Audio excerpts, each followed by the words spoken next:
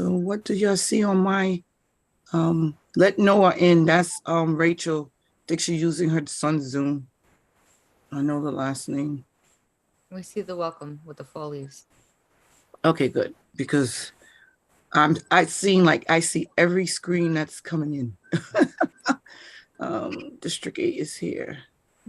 I don't know who's Artelia, right? Roquez, so y'all can ask, don't let them in. I don't know who that is. You can ask them who they are. Adrian is still, so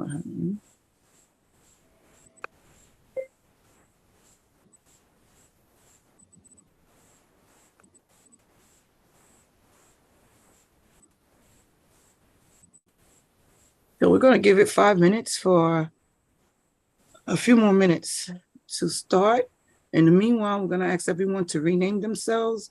District in front, please.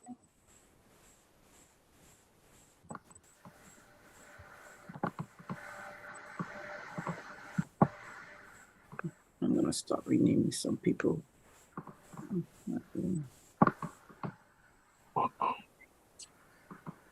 But this one, not.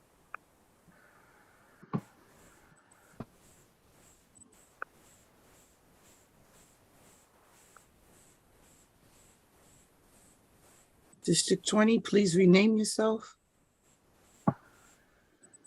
No problem.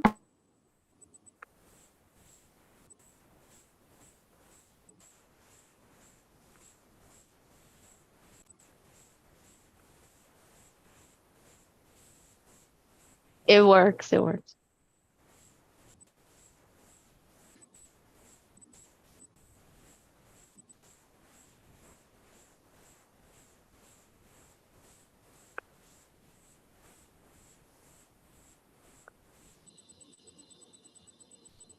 Good morning, Dr. Melendez. Good morning, CPAC. Good morning, Shirley. Good morning. Morning, all. Good morning. I'm letting people trickle in a little bit longer, and I'm renaming some people with Dr. Melendez. Good morning, CPAC. Good morning, Shirley. Good morning. You can hear us, or you're on repeat? Oh, that was weird, Christina. Yeah. Good morning. I mean, it was lovely. Good morning. But weird, for sure. But it was so friendly, so it was good. Good morning, Dr. Melendez. Good morning, everyone. Good morning. Rosa, okay, I'll rename Rosa myself.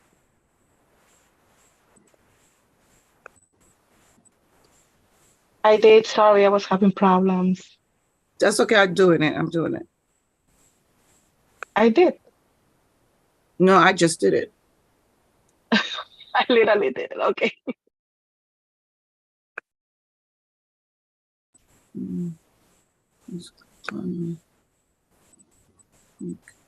Go home. Yep. I'm looking for somebody here. I just saw her.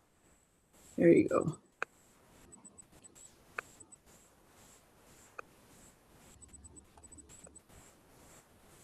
Okay, we're gonna start. And as everybody else trickle in, again, there's certain individuals we don't recognize, just ask them. Miss Dr. Melendez, do you know Artelia Roquez?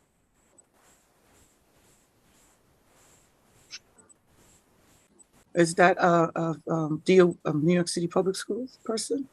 I know we have teaching and learning. I know we have, I know who you had say is coming. I'm not sure. No, that, yeah, you could. From teaching and learning, though, you would only have Dianca Renee and okay, she's and here. Kiwete Moore. Okay, so those two, so the other two are not, the other individual is not. Okay, so, and I'm gonna ask Randy or Jimmy or Charlene, just message that individual. And I'm gonna let do New York City Public Schools in.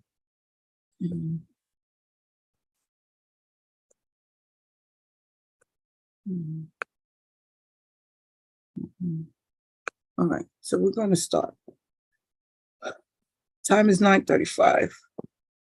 Good morning, everyone. Welcome to our October's CPAC general membership meeting, and later at 12 will be our annual elections. Today is Thursday, October 12th. These are the current board members. I want to ask everyone to take time to review CPAC procedures and standing rules. We have some new members. Not everyone received. The newer members who got the link late don't have it, but take time to review the meeting procedures, please. Shirley, the screen didn't change. Oh, it's changed on mine. I still see the welcome. Okay, maybe it's delayed, but it's changed on mine. I'm gonna click on it because I just changed it. I changed it physically. Anybody else not seeing that? Yeah, I have a black screen that says co-chair has started screen sharing. Oh, so the Zoom is bugging out. Okay. I only because see welcome. All right, so I'm going to stop sharing and then try again. Okay. Right? If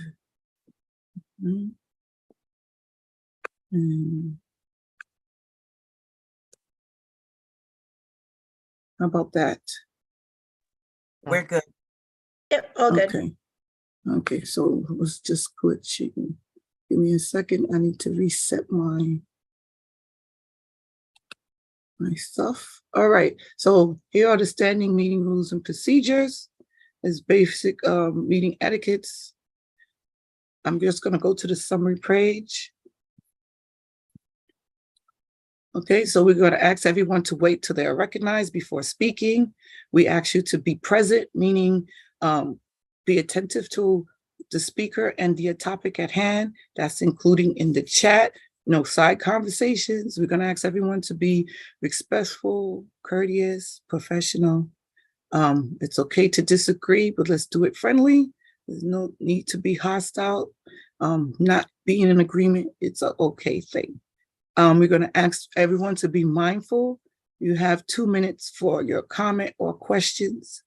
And if you have spoken already, we're going to call on a council member that has not spoken first before going back to if you have your raise, if you'd like to speak again.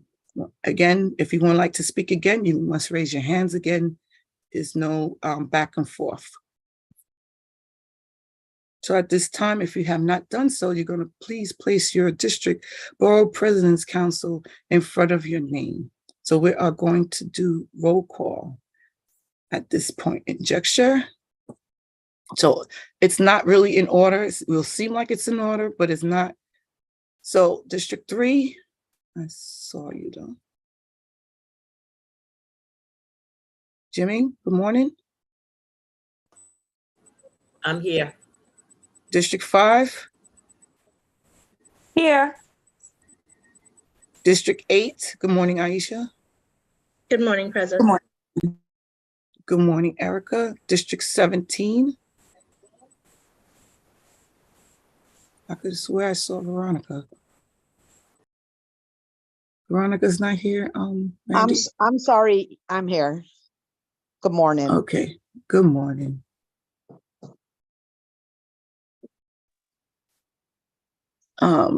District 20. Good morning. I saw 20. Good morning. Let me see if I can remember. Josephine? Yep. Good morning. District 21. Good morning, present. Good morning, Randy. District 22. District 22. All right. And the attendance sheet was placed in the chat, and periodically, please fill out the attendance form, even though you say you are present here. District 25. Here. Good morning, Rachel. District 28. Good morning. Good morning, Adriana. District 30. Good morning. Good morning, Becca. Bronx High School. I didn't see remember. Bronx High Schools. Okay. Brooklyn High Schools. Manhattan High Schools. Good morning, Rosa Diaz here. Good morning, Rosa. Queens High Schools is myself. District 6.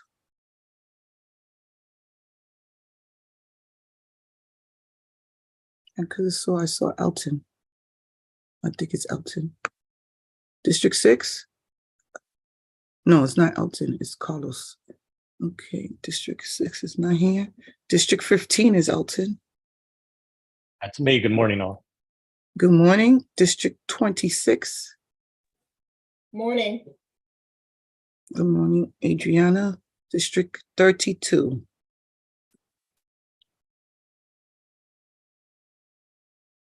Jazzy. Jazzy's here, right? Good morning. Give me a second. Right. I just saw somebody, I don't know. She wrote in the chat that she can't speak. She's here. No, I got it. Okay, so at this time, we're going to the agenda for today is we're going to do our CPAC business and updates. We're going to hear from the FACE team led by, on this platform to this morning by Dr. Melendez. We're going to hear from our FACE liaison for CPAC, Settles Not So Secret Gems. And I know that's his empowerment session. It's about finances today. The Office of Student Enrollment was unable to join us today. Hopefully we'll have someone from DIIT. Then we have DC Quintana who's with us, and we have individuals from the Mosaic curriculum and talk about Black studies. Then we're going to hear from our Chancellor. Then we're going to hear from the working size, small class size, and we're going to have both co-chairs speaking to us approximately 11 o'clock. And then we're going to end our meeting with the annual elections, which will not be live streamed. Never been live streamed, so you know beforehand. Our minutes, we're going to take time now to review the September 14th minutes. It was set ahead of time, but I will put it here on the screen. And when someone is ready to make the motion, please do so.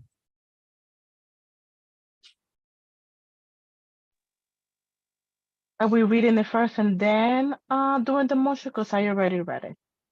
No, those, whenever somebody's ready, but for those, I'm just putting on the screen I'm giving someone a minute.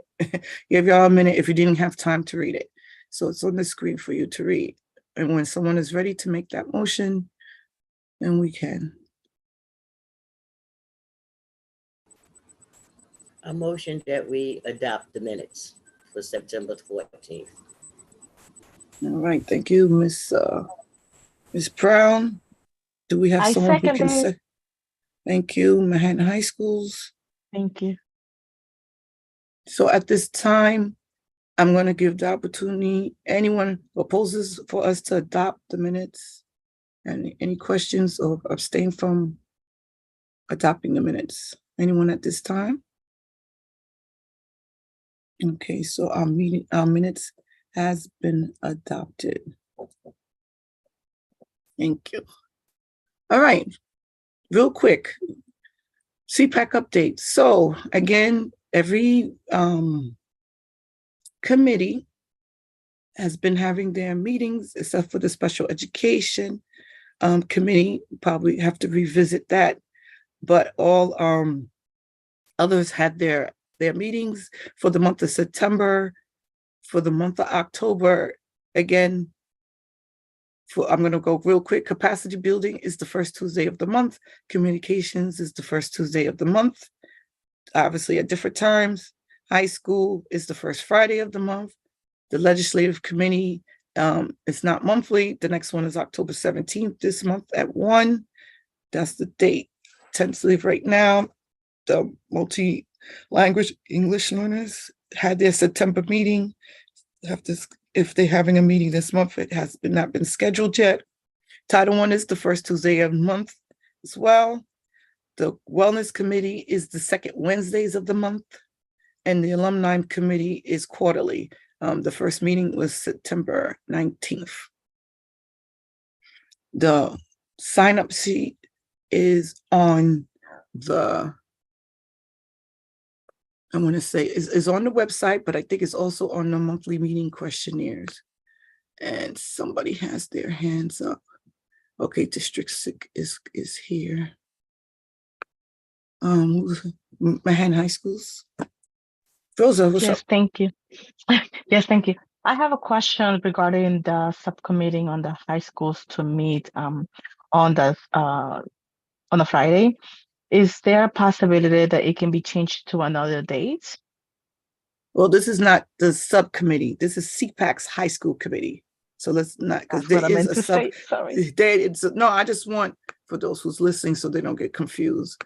The subcommittee Thank you for correcting me. No problem.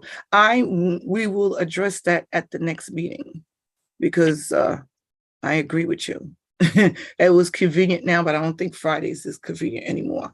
But yes, at the committee meetings or offline, we can discuss those dates could change. And again, those dates are flexible, and you have to discuss with the committee as a whole and the chairs of those committees. Any other questions? So I just want to remind returning officers and new officers. CPAC membership decided that, there's a lot of emails. We're getting a lot of emails. It's on your ownership to check the website for emails, news, and events. Regarding that, you must share with your President's Council. If it's something precedent, immediate, you have to know, then we will email the information. But all information and updates and events are posted on CPAC website. So working groups real quick. A655, been working throughout the summer, every Tuesdays. The CEP template is going to be up and coming soon.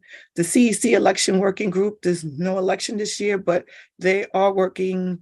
They had asked some of the members to work with an independent advisor to see, so they can do a study about the elections and give feedback that they receive from the working group, and to see how New York City Public Schools can improve on the election process for the citywide community education councils. Special Education Task Force, that has been completed. A final assessment from an independent person, again, made recommendations based on the recommendations of the working group, where DOE's, that is on the DOE's website. If anybody wants it specifically, just email CPAC and we can forward the link. I think the high school committee has I have sent it to the high school committees about recommendation, the foundings of special education. And as we get more information, we'll pass it on. Small class size, they had their public engagement in the beginning of the month. And we're actually going to have the co-chair speak today to us about those recommendations for those who weren't able to join the 3 public sessions. And I think, and the rest is up and coming. They are in reformation. So, announcement. So settles roles and responsibilities of President's Council's one pager. And I put it under settles not so secret gems. There's a link here. It's on our website, and best practices for SLTs, PAPTAs, presidents, all that is on our website, as well as resources and resources from the DOE. So this was placed on our website. And when I get a chance, let me see if I could do it now. If it's, nope, it's not allowing me to. Later, I could put the link in the chat for Settle's one pager for roles and responsibilities. So at this time, I am going to give the floor to FACE Executive Director, Dr. Christina Melendez. I'm going to stop sharing. Good morning, everyone. It's always great to be here every month. I truly do enjoy all of you and being on this platform and hearing, some of the thoughts and concerns that are happening or taking place in our public schools around and across the city. I really do appreciate your voices. I want to just share quickly, because then I know that Anthony has some very important information for all of you that's probably more pressing to you as you conduct business and support your PAs and PTA presidents in doing this work. So I'm going to run through some things we're doing. We are working in the working group. It's every Tuesday. We're trying to close that out by Halloween. So we're at the tail end of this. It's been a process. It's been over years, even before my time. So we're hoping that we are able to update the regulation and move that through, which is yet another process through the PEP and all of that. So stay tuned. We are trying to reestablish our Spanish line and would love to have families who want to participate and speak Spanish to support a lot of our New Yorkers in just getting acclimated and learning how our school system operates, how the leadership structure works, how parents can participate and be engaged. So that is something that's coming, and I will let you all know. And if you're interested in participating, we would love your voices in those spaces, and I'm sure the families would as well. And it doesn't have to be you, but if someone wants to do it, we can definitely include them. We are also, as you know, New York City Reads is the priority for this administration, and we want to make sure that every child reads on grade level, and that is our mandate, and we're working on that all across. So not just teaching and learning, not just the division of school leadership, but we are doing the best we can to support families in being aware and active around that work. And so many of you in the current phase 1 districts will hear us soliciting some of the PAs, PTA presidents of those schools to come through and participate in some conversations with us, where we want to hopefully get parents to organize events in their districts that are literacy focused and parent friendly, so that we can together support this work and support our families in doing that work. And I'm going to rely on our parent leaders like yourselves and our CECs and our local PTA presidents to support us in that work, because your community best. So that's some of the stuff that's coming down. We continue to do FLC trainings. We are having a parent coordinator PD. It's a monthly event on October 18th. That one is about helping families prepare for parent-teacher conferences. So it's really just giving them some resources that they could share with their families as they go through these virtual conversations, which sometimes it's hard and it's a short period of time. So how do we help parents and schools make the best use of that time so that they can move through and have next steps that are good for children and their achievement? And I think I'm going to stop there, and is it Anthony next, Shirley? I don't know. Yeah, just give me a second. I will introduce him. You're doing good. If you have more, go ahead. We're good. Oh, okay. Okay. Our town halls are still taking place. We are meeting with our community partnerships team here at FACE is meeting with the citywide agencies yesterday, and we're meeting with cultural institutions in the same vein, right, to try and figure out opportunities and ways to provide access to our parent coordinators so that they can bring that information back to their teachers and their schools, but also to our parent leaders who may want to know more about these spaces and how they can be supportive of the work that you do on the ground. So we just had a meeting with a bunch of city agencies that do the work of the city, and we're thinking really deeply about how to coordinate our efforts so that we can be more impactful to the residents of New York. And we are also meeting with our cultural institutions.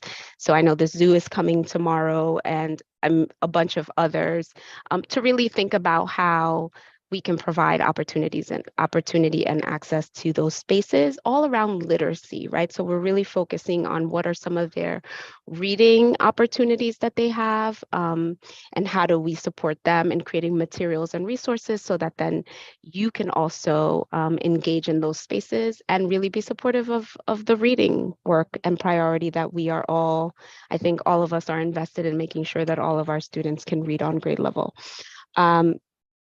I think that's it for me officially. Okay, thank you. And we do have questions. We're gonna ask Yes. people to put it in the in the chat, right? And Randy has a question as well, but we're gonna hold it. And you always honor us and stay to the entire meeting. And so if you don't mind, we're gonna go straight into Anthony. So Mr. Settles, it's time for Settles Not So Secret Gems. And he is going to talk about finances, President's Council finances, and how to support our PTAs who have bank accounts, who does fundraisers, and who they deal with money. And so he's going to give us his not perspective, what the regulations are, but a little cheat sheet, stuff that you need, key things to remember. So I'm going to stop sharing. And yes, Settles Not So Secret Gems, yes. And it's cute. And because they're not so secret, but he's shaking his head. But Anthony, Mr. Settle, you have the floor. Share away.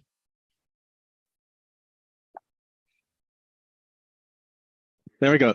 Thank you, Madam President. So you're absolutely right. These are not secrets, right? This is not something that I've tucked away in a book or a binder somewhere and not shared it with anyone.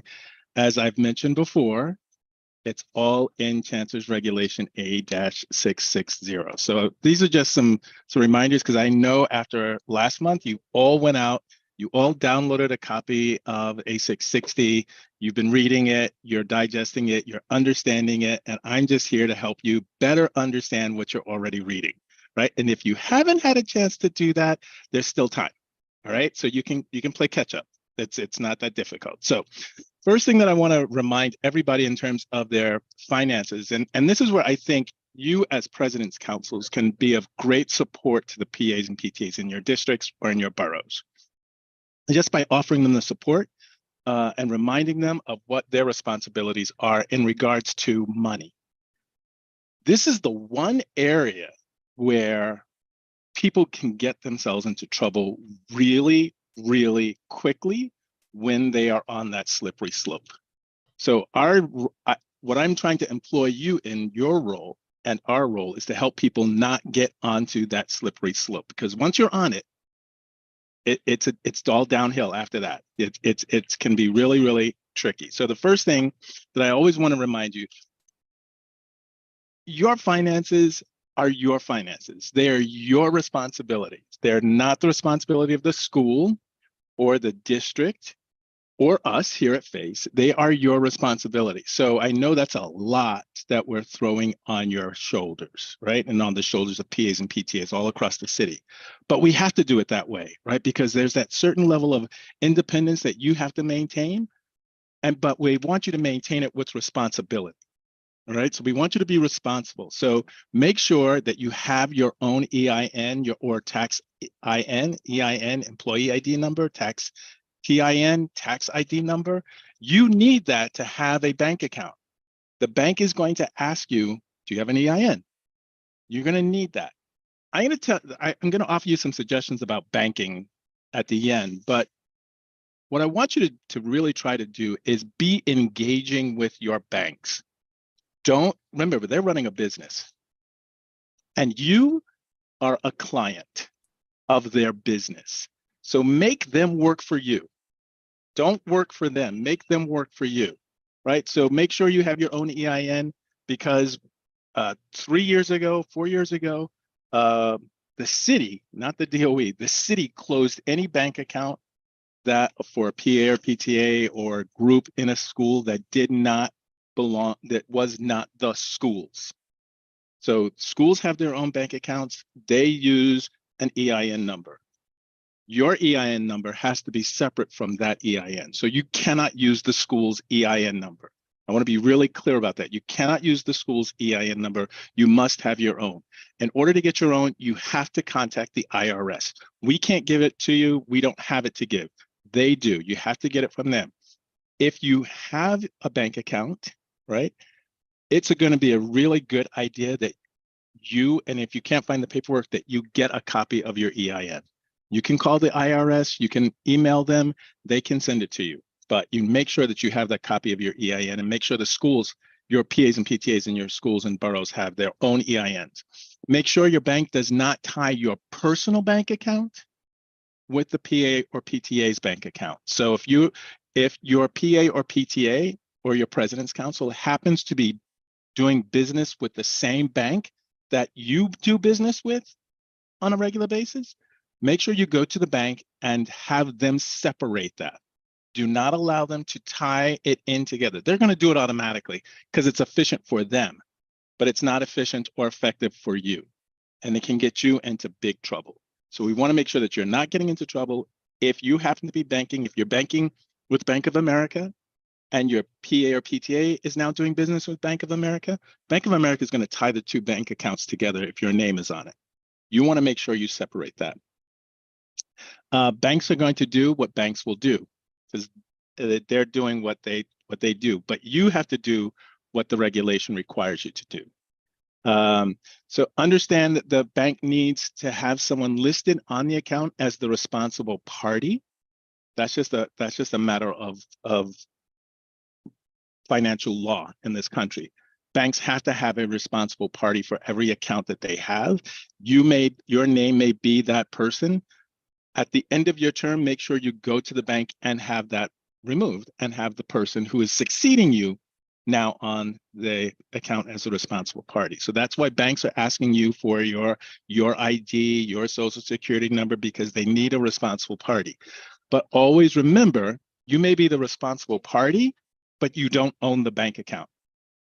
So some of you have heard me over the years say, don't close out your bank account because you are no longer the PA or PTA president or treasurer or whatever. The bank account does not belong to you. This is why we ask you to go with your successors to the bank to make all those changes.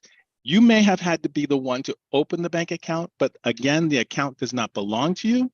It belongs to the association, and so you can have your name removed and have a new responsible party put on the account. So make sure you do that. That's so very, very important.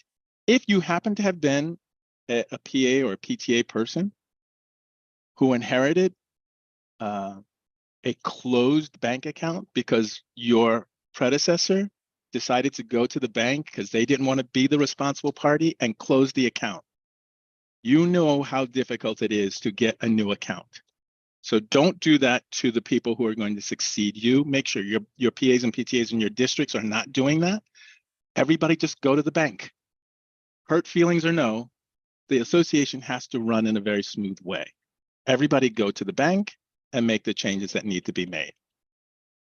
When you go to the bank, ask questions. Don't just take things at face value. Ask them what type of account is going to be good for your association to have.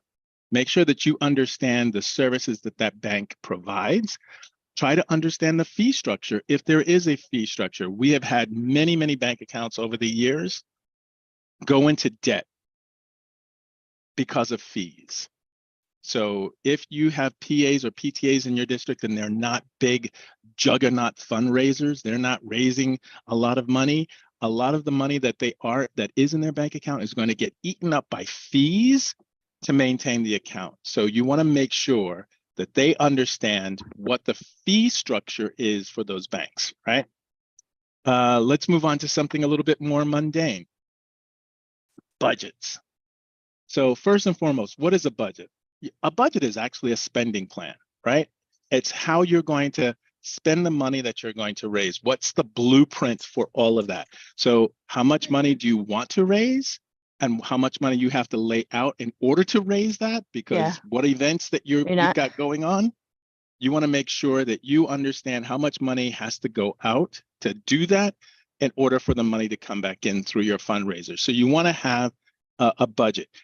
Once you've created the budget, make sure that your general membership, now I'm going to try to be very, very clear about this.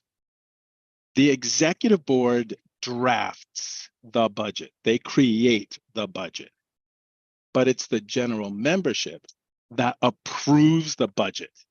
And so, yes, 4 or 5 of you may say, this is a great budget. Let's put this into effect. And we're going to start on such and such a date.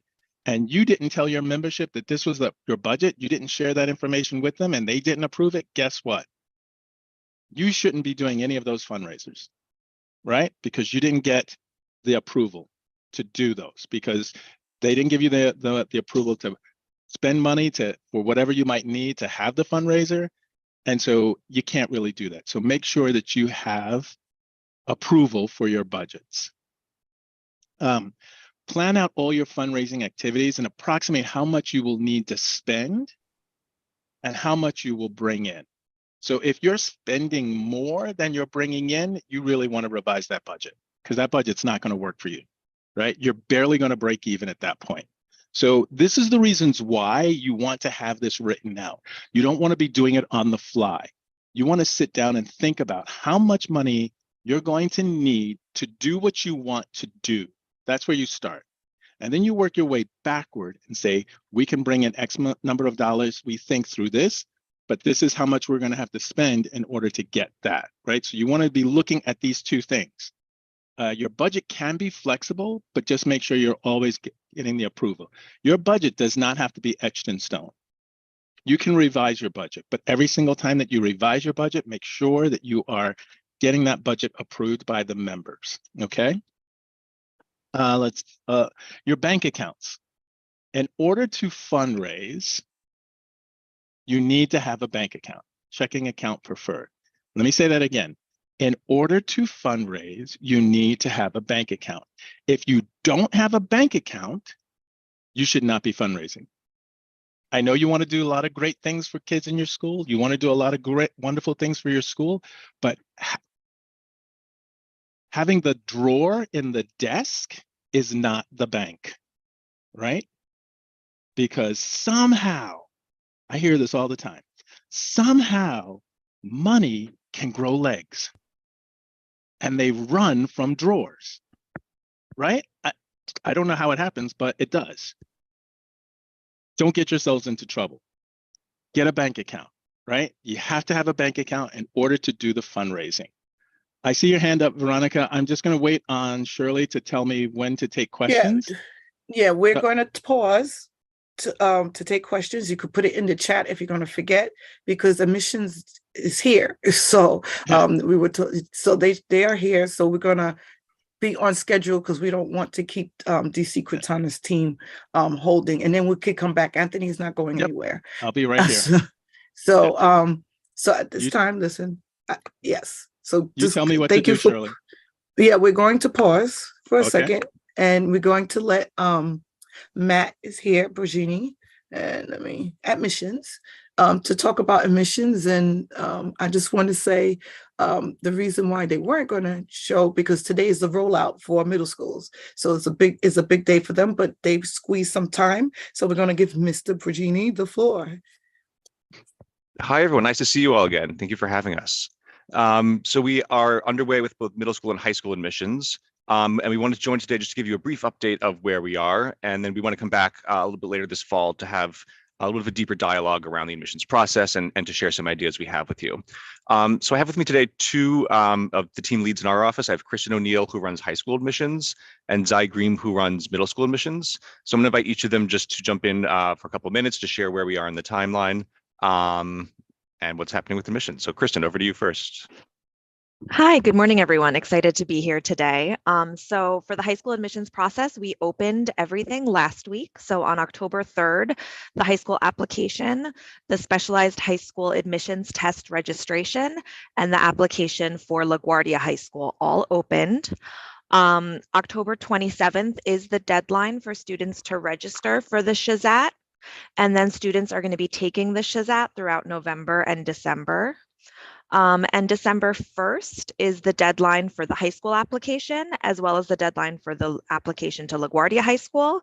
And December 1st is also the deadline to submit additional materials, such as auditions or essays for screened with assessment programs. So we're excited to be underway in the high school application process. Everything opened really smoothly last week. And I guess I'll pass it over to my colleague Zai to give the brief update on the middle school admissions process. Thanks, Kristen. Hi, everyone. Very glad to be here. Shirley, we actually opened the middle school application yesterday, so it was a busy day, but it went off fairly smoothly. So thanks for having us. It's good timing for me to be here. So as I said, the application opened yesterday. It is closing December 8th. Also by December 8th, if your child is applying to any audition programs, that is the deadline to upload virtual auditions as well. You do that through My Schools. It is very similar to last year. For the first time, I think in a few years, we did not make major changes to the process. Couple changes. The one major change is if anyone is applying to Mark Twain, we have reinstituted what had been in the past, which is an earlier deadline to request testing at Mark Twain for the 4 programs that do testing, which is math, computer, then creative writing, journalism, science, and then they also test for athletics. That only affects students applying to Mark Twain, but that is new this year, so I want to make sure you know that. We have changed some programs as we always do every year, but largely everything is very similar to last year.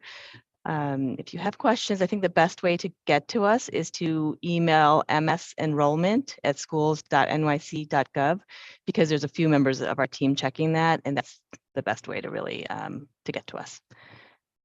All right, I think back to you, Matt.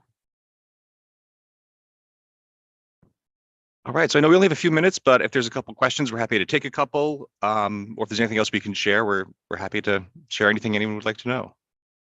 Okay, this is your time. They will be back in November. Adriana, District 28. Morning. This is more of something I want to bring to your attention than it is necessarily a question. There were quite a few parents in District 28 and a few in other districts who had issues accessing their children's grades and a few other pieces of information via NICSA, and that impacted their ability to fill out their applications yesterday or to start the process. I don't know if that was raised to you all, but it is something that people were experiencing. It's a NICSA issue. So thanks. That maybe we can email MS Enrollment maybe with more details, or we can talk later. But so the NICSA website is different. It's separate than My Schools, and we do get the grades that go into My Schools centrally. So hopefully that will be resolved. But you can tell parents to email at MS Enrollment if they're still seeing this. Thank you. Thank you. And thank you for Matt, Jay, and I missed the other name, but thank you for coming on, jumping on, and we're looking forward to seeing you next month, and where we can have that in-depth conversation with admissions, and we appreciate you coming on, and thank you so much. So enjoy the rest of your week. We're not kicking you off. We're just moving to the next agenda item. So now we're going to have our fabulous leading the learning and teaching, DC Quintana, and her team is here to talk about the Mosaic curriculum and Black studies. Team, you have the floor. Thank you, Shirley. Appreciate it. And appreciate being introduced as fabulous. That doesn't happen to me very often, so I like that. Thank you. Good to be here with everybody. Happy to see everyone. We have a short window, so obviously, as always, if you have questions after this that we can't answer in this moment, Feel free to follow up meeting? with Shirley or with For the Christina's meeting, office for and the president. Dr. Melendez's office, and then we can always get back to you. So I'm just going to do a quick intro, and then I have two experts who are fantastic speakers and very knowledgeable folks here who are going to talk to you a little bit more about the work itself. I want you to know, though, that the work that we are doing, whether it's Mosaic, which is building actually out of Passport to Social Studies, or whether we're talking about the connections that we're making through our advanced placement courses, including, and this time very specifically, the African American Studies, we want to make sure that what this is about cultural competence. And so that means students really understanding their own culture and being able to read, write, think, and speak in ways that they understand plays of power and equity, and where there has been oppression and anti-oppression, and that students understand others' culture in those ways too. And so we're really trying to build here an inclusive curriculum so that we teach kids about differing perspectives, that we teach about honoring others' strengths, and we can build empathy, and that we are following the framework of being culturally responsive, linguistically responsive, so that we can help teachers reflect on even how their own identities and experiences impact how they show up, right? How they come into the classroom, what they say, and how they perform. And so this is all training that's happening. Dianca, who you'll meet in just a moment, and her team are very involved in this work.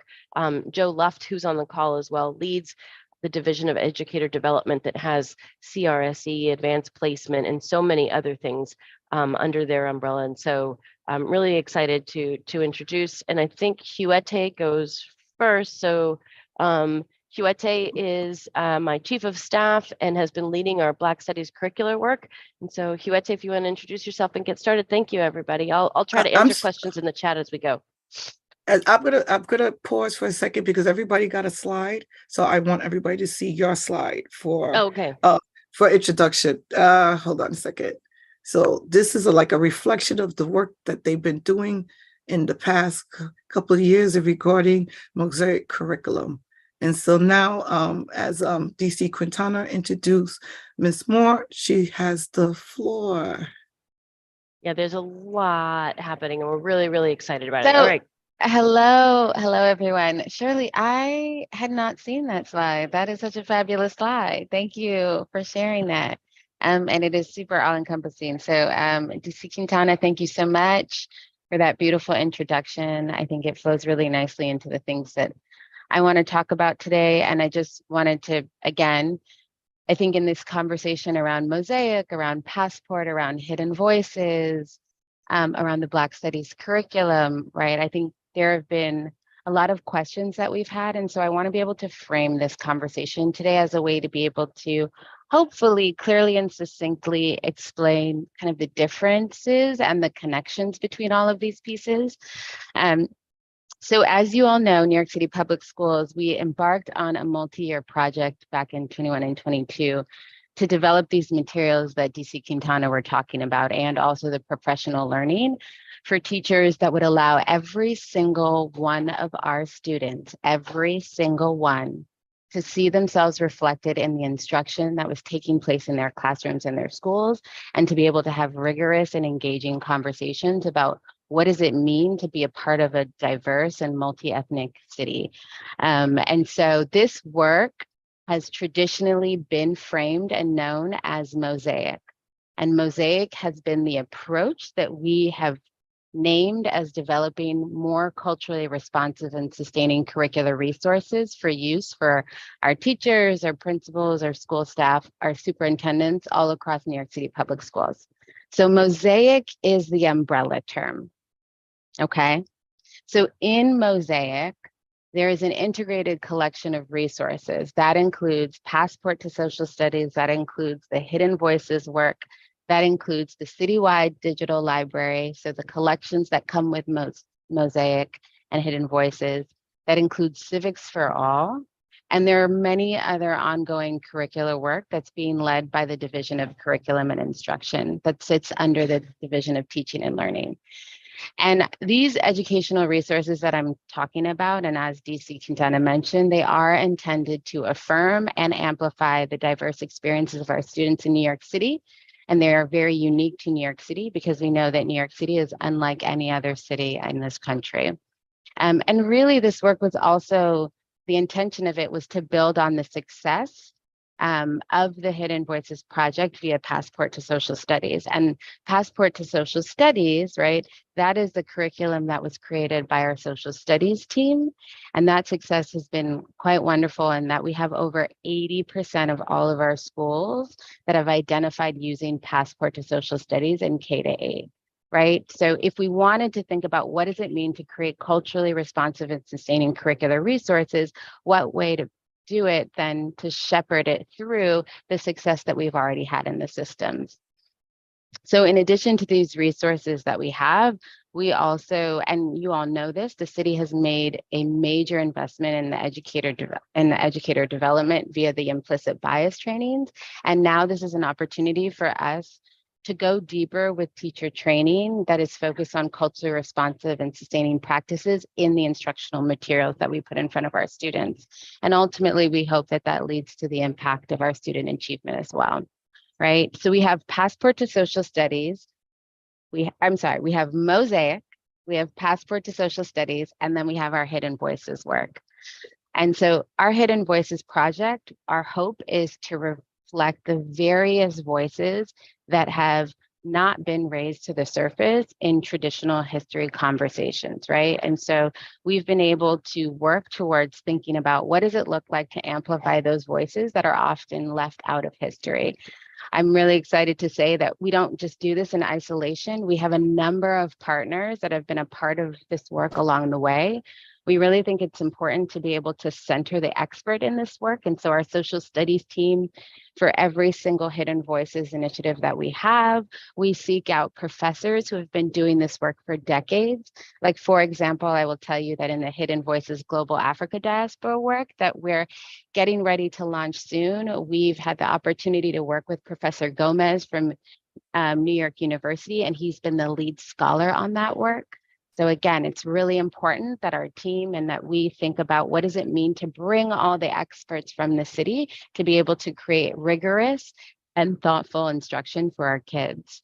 I think some of you all know kind of where the Hidden Voices work has started, but just in case, I'll make sure to just reiterate. So we've currently been working on highlighting 4 significant groups that have been considered marginalized in history. So as you all, I hope, have heard, we launched the Asian American Pacific Islander Hidden Voices collection last year. We piloted, and then through that pilot, we've been able to think about what does it mean to do that citywide. We've also had the opportunity to think about what does it mean to do this work for Americans with disabilities. We're also in the process of building a plan for the Latino, Latina, Latine body of work. And as I mentioned, we're getting really excited to, can you all see my screen here? This is the PAM. No, you can't? Oh, you can? Okay. Yeah, she's not screening. She's actually just holding up a book. I'm just holding it up. Yes. I'm just holding up the pamphlet. And so we are in the process of finalizing volume 1 of Hidden Voices, the Global African Diaspora. So we're really excited about this work. Along with the volume 1, our social studies team develops supplemental comic books and other instructional materials to help teachers pull on these profiles and bring them to life in our classrooms. I'm going to stop there. I just want to see if there's any questions before I continue. I shared the slide again, so if you look on the corner, you're going to see the comic books. Some of the comic books are there. That's so right. They are I wish very I had some. So again, here's some more. If There's anyone some is going to images. Comic-Con this weekend, you'll see them there. They have a table there, and we have That's our right. first African diaspora comic book as well. Yes. Awesome. And so, and the last thing that I'll say before I'm going to pass it off to my colleague, Dianca Renee, who's going to talk a little bit more about the AP African American coursework that's been taking place in New York City Public Schools. I just want to talk a little bit about the distinction between the Black Studies curriculum work that has been launched by EEAPC, which is the Educational Equity Action Coalition group. So we've been working with that group. That group went to Albany almost 3 years ago to lobby for the creation of a standalone Black Studies curriculum. And I think we recognize the importance of that work being accessible to all of our students.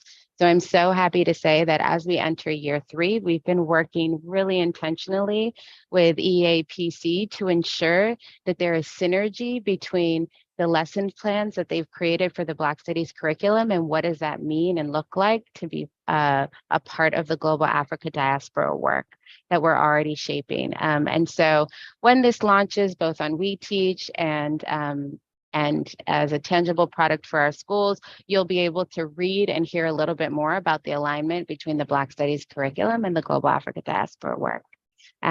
Thank you so much. I'm sorry if I spoke a little quickly, but thank you so much for having me today so I can just share the beautiful work that our team's been shepherding over the past few years. And I will pass it on to Dianca. And I'll be here in case there are any questions that come into the chat. And I will also share an email for that you can reach out to us for any questions around this work as well. Thank you. Thank you, Hirate, and thank you, DCQ, for the way that you framed the work that we're doing. My name is Dianca Renee, and I want to just share quickly about the African American Studies course that is being piloted right now across the nation, but very specifically here in New York City, we are pushing for our schools to do this course. The AP African American Studies course is an interdisciplinary course that crosses into a variety of fields, including literature, the arts and humanities, science, geography, and political science. And it explores the vital contributions and experiences of African Americans. I do want to flag that this course is fully aligned with the New York City Reads agenda and the 3 levers that DCQ has previously shared, which is to facilitate mastery of core academic skills and content expertise, to facilitate pedagogy that prioritizes critical thinking and problem-solving skills, and to facilitate a sense of belonging and inclusivity for all learners. Last year, 2 New York City public schools participated in the year 1 pilot. And this year, over 50 of our schools are participating in the 2nd year pilot. And that represents the highest number of schools from any single district nationwide that participated in the pilot. In the first year, there were no exams associated with this course, but this year our students will participate in an exam that will happen spring of 2024. And in the school year 2024 to 25, the course will have its operational launch, so it will no longer be in its pilot phase and any school will be able to participate. We are, at this point in the process, over 200 colleges and universities have already committed to supporting this particular course through credit and placement policies. And of course, as many of you may already know, with advanced placement courses, qualifying scores are considered 3s, 4s, and 5s out of 5. However, there is data to show that students participating in these types of courses, even when they score 2s, there is a connection to how well they advance in their 4-year institutions. So what does this launch mean for our schools? Any high school can participate in the course in the next school year and can participate in the way that they do with all their other courses. No special application is required. Our team, specifically in the Division of Educator Development, will continue to push to grow our participation in the coming years because research shows that participation in ethnic studies courses of this kind increases the sense of empowerment for students, critical thinking, academic achievement, and skill development, among other things. Our team consists of content area specialists who I support, and this course is being supported by our social studies content area specialist. The support that we are providing will include resources and professional learning opportunities, as well as a supportive environment to enhance teachers' pedagogy and the learning experiences to serve students, inclusive of intervisitations. Additionally, I just want to make one connection to something that Huarte mentioned. In terms of synergy, we've already begun the process of doing a crosswalk with the Black Studies course that's done by the EAPC. And we will continue to support teachers with vertical alignment with the intention of the AP African American Studies course being a culminating course at the end of the Black Studies course. I am here for any questions, comments, concerns, and will happily share my email address if you have any further questions. Thank you so much. Adriana, we're going to ask you to put you on hold because our chancellor is here and we're going to stick on to our schedule. She had requested to speak at 10:30. So let's not, we can hold to put the question in the chat or we'll address it after the chancellor presents. So without further ado, the chancellor of New York City Public Schools, David Seabanks, you have the floor. Hi, how are you? I hope everybody's well. And I heard the tail end of the presentation, and I just want to salute our team and the hard work that they have been putting into the creation of this curriculum. The global African diaspora. There's a lot of good work that's happening there. Thank you so much, Huarte, who has been just doing a yeoman's job, and Q, your whole team has just been amazing. So I just want to say publicly, let's continue to keep up the good work. We need these hidden voices to come to life, and the voices and representation of so many of our young people should not be hidden anymore. And so I'm just thrilled with the work that they're continuing to do. Thrilled about the AP Black History courses. So great opportunities that are happening, really good stuff. I think I just really wanted to say that, our prayers are really with all the folks in the Middle East. We continue to pray for peace.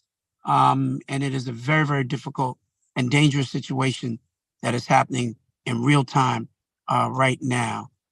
And that we should all just band together as people of decency and lift the folks up over there, particularly the folks who've lost their lives and the families of those who have lost their lives during this very, very tragic situation.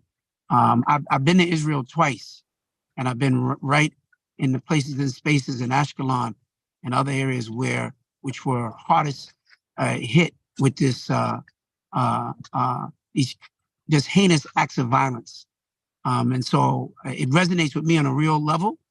And so for any of our kids, any of our teachers, faculty, staff who are feeling affected, please know that I am certainly lifting all of you up in this very difficult time.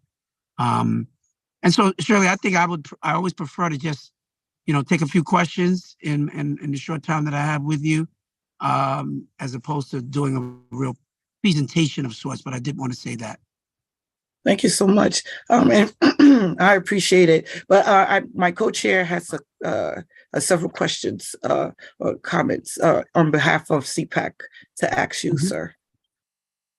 Good morning, Yes. Chancellor Banks. How are you today? I'm great. How are you? Good. So at last month's meeting, we were told about DIIT changing the parent leader emails, and we were asking you if you can please put an end to that and allow us to keep our emails.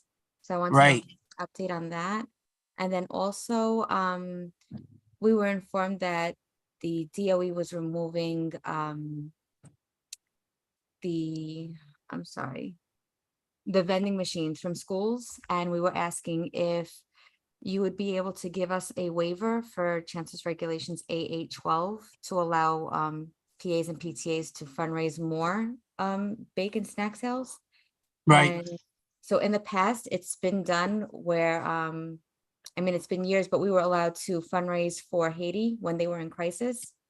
So due to the budget cuts across all city agencies, our schools are now in crisis, and PAs and PTAs would like to step up and be able to fundraise more and supplement more funds for the schools. So if that's a possibility, we would greatly appreciate that. What I'm going to do is I'm going to work to get somebody back on here shortly before your meeting is done, one of our deputies, to speak to both of these, because you're right. These were raised. I thought they were already addressed, but I will make sure that we get somebody back on very shortly, and we'll respond to both of those. Thank you so much. Appreciate that. Thank you. Thank you. We're going to ask District 28, Adriana, you have your hands up. Thanks, Shirley. Good morning, Chancellor Banks. I have a question with respect to the floods last month on September 29th. Sure. Have the schools that flooded or experienced water damage been assessed for environmental safety and physical safety? There were reports of students whose clothes were covered in oil from local petrol stations. And in addition to that, have the buildings that were affected by the water, whether it was flooding or just water damage, been assessed for mold? And will they be continuously assessed? Good questions. We know that there's a whole process that we've gone through, very specific notions of whether or not they've been assessed for mold. It's probably part of our normal protocol when they do this. But to get the very specific answers to those questions, I would have to get some of our folks on, like Kevin Moran and others who lead that work. And I'll also say, good for going forward when I'm coming on, it would be good if because I'm generally not presenting, I'm going to respond. If you gave me those questions ahead of time, I would have the answers for you very specifically. So if I know that these are questions you're going to ask me, I would have already touched base with our folks and made sure so that you get very specific answers to those questions. I don't want to just say, I'll get back to you, right? So next time as we go forward, if you get them to me, I'll make sure that we're already ready to go, and I will have very clear answers for each one of these. We had about 150 schools that were affected by the floods, and it ran the gamut. Some of them had greater damage than others, but we've had a lot of, we've mitigated for almost all of it at this point. But your questions are very specific in terms of what I didn't hear any stories about kids. You said covered in petroleum or something. What were you, oil? Gas. So there's local gas stations. It's a specific set of schools in Carroll Gardens that I'm referencing. Okay. The petrol, so gas from the local gas stations had leached into the water that got into the building. Yeah, that's news to me. I haven't heard that. So our folks are on now. We will follow up on that one right away. I know all about the various schools. We have the whole list of the damage that was done. Much of it was not significant damage. It was leaking in certain rooms and cafeterias. Some had worse than others, but I didn't hear anything about leakage from oil getting into. So let me look into that right away as well. That's very concerning. Had this been raised to any of our folks before this call today? Had anybody told us at all about any of this? Had you raised this before with anybody? I raised it locally for our district, and it was managed and handled locally. I don't know about the mold abatement, but the questions regarding whether or not they were flooding or damage or water damage. I believe, and I'll have to double check, that the specific incident that I cited regarding the student being covered in petrol or gasoline was also mentioned in the Daily News article that was published on the 29th, but I will double check that. Okay, yep, got it. Thank you. So I don't see other questions right now, but the Chancellor made the point as we have a questionnaire. We have a monthly questionnaire, and that is the purpose of. So certain questions they will not be able to answer on the spot. If you fill out the questionnaire within the time, it gets forwarded to the speakers to Central, so they can have those answers ready at our meetings. But I have two questions. And I don't expect immediate questions now, but it was raised in high school committee The first one I'm going to leave for admissions because they were here, but we let them go. But is about the wait list. But the second question is about safety, right? What is the safety protocol for elections for our school building? Because the buildings aren't locked, and they want to know if there's a specific for elections, and most of our schools are being used for voting. What is the safety protocol in place for that? And I don't expect an answer to that, but we want like to have an answer to that question. But I just want to be clear about the question itself. So you mean when on election day, you're saying? Yes, when the building is open to the public, and an example is elections, right? Most of our schools are used for voting purposes for November elections. What is the security protocol for that? Because you cannot lock the building if something happens. Is there specific security safety protocols if an incident occurs at a school, this for say voting day, on election day?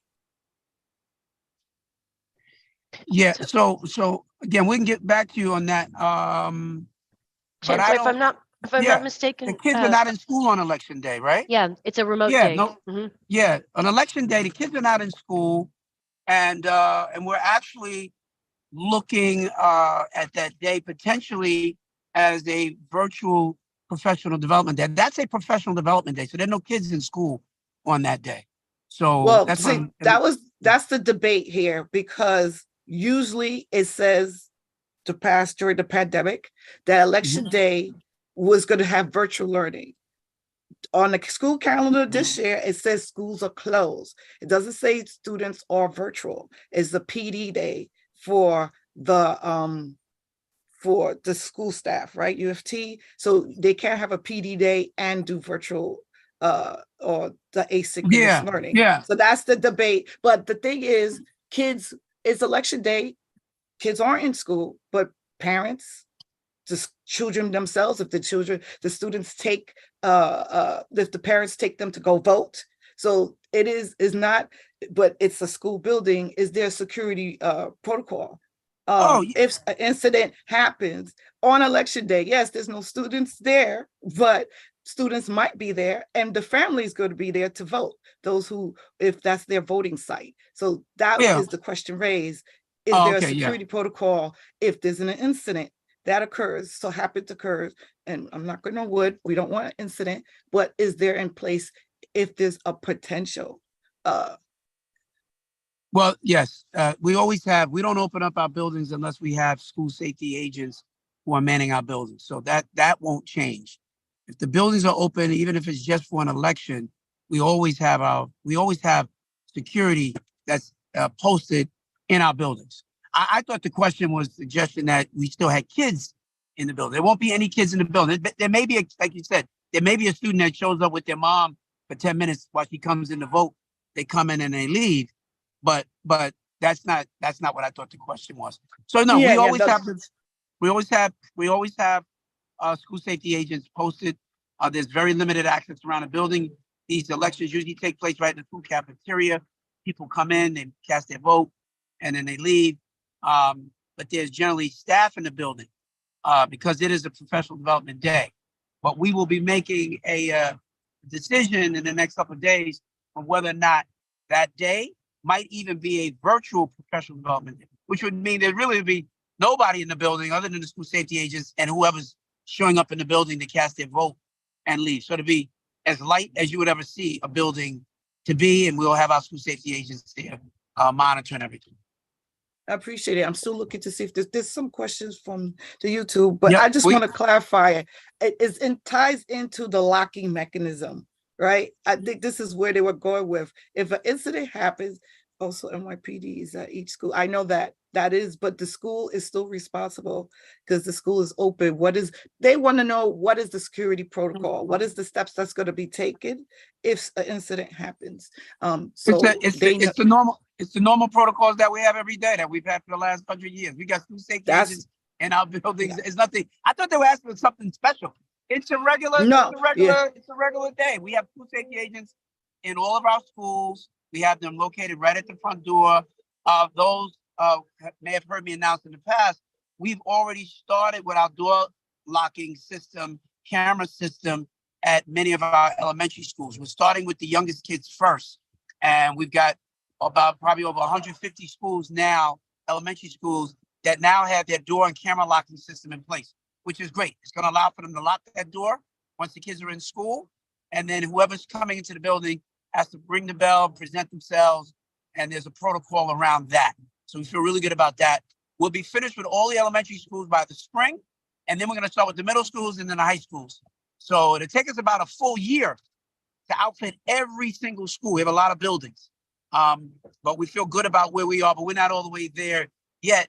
So in the absence of that, you know, our first line of defense on anything is always our school safety agents. So that's what we're doing. Thank you. So Okay. there's some more questions.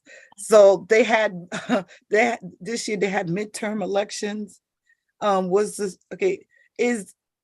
Jesus, hold on, give me a second because the screen keeps changing. Is the plan that you just described, which you says the normal plan, is it only for general elections, or it's whenever the school building and there's no instruction is happening? The plan for what? Safety? Yes, when the school is open to the public, right? And there's no regular instructions happening. And I guess because we had I think that what families are trying to say is, okay, the kids aren't in the building, but it is open to the public. And what is this? I think they want to know what is the security protocol, and we can just have that division, Mr. Rappaport, the chief, to come talk to us. Tell us the specific. I think that's the specific. I think question is, what is the protocol? Because in light of schools are supposed to be the safe haven, in light of that, when it's election time, whether it's the primaries, if the school is being used, or any other event that is deemed necessary, what is the security protocol when there's regular instructions? Yeah, I don't know if there's something very specific they want to hear, but it's the same protocol we've been using for 100 years. The schools have been used for elections forever. And they come in, it's a very light day. People come in, a steady stream of folks before they go to work. When they get off from work, they come in, they vote. And, if they want more specifics on that, you can ask Mark Rampersand. You can always get him on to answer that. But the basic protocol is the safety agents at the front door. People are escorted, into the lunchroom or the auditorium, wherever it happened to be set up with the boxes. They vote and they go. I mean, I don't know how much more protocol information that they want other than that. I'm out here now in Far Rockaway, getting ready to go and visit a school. So if you got one more question, I can take one more before I've got to get ready to jump. Okay, so I got a question in the chat. Rosa, give me 1 second. I'm going to ask this first. What can schools do if they are unlicensed smoke shops less than 50 feet away from their building? Oh, my goodness. That is a huge, I'm so glad that question was asked, because that is a huge issue. And I think people need to continue to bring the pressure on that. There's a lot of issues around these smoke shops, and they're presenting a lot of problems for our schools. I would make sure you bring that to the attention of your local city council person. Make them aware of this.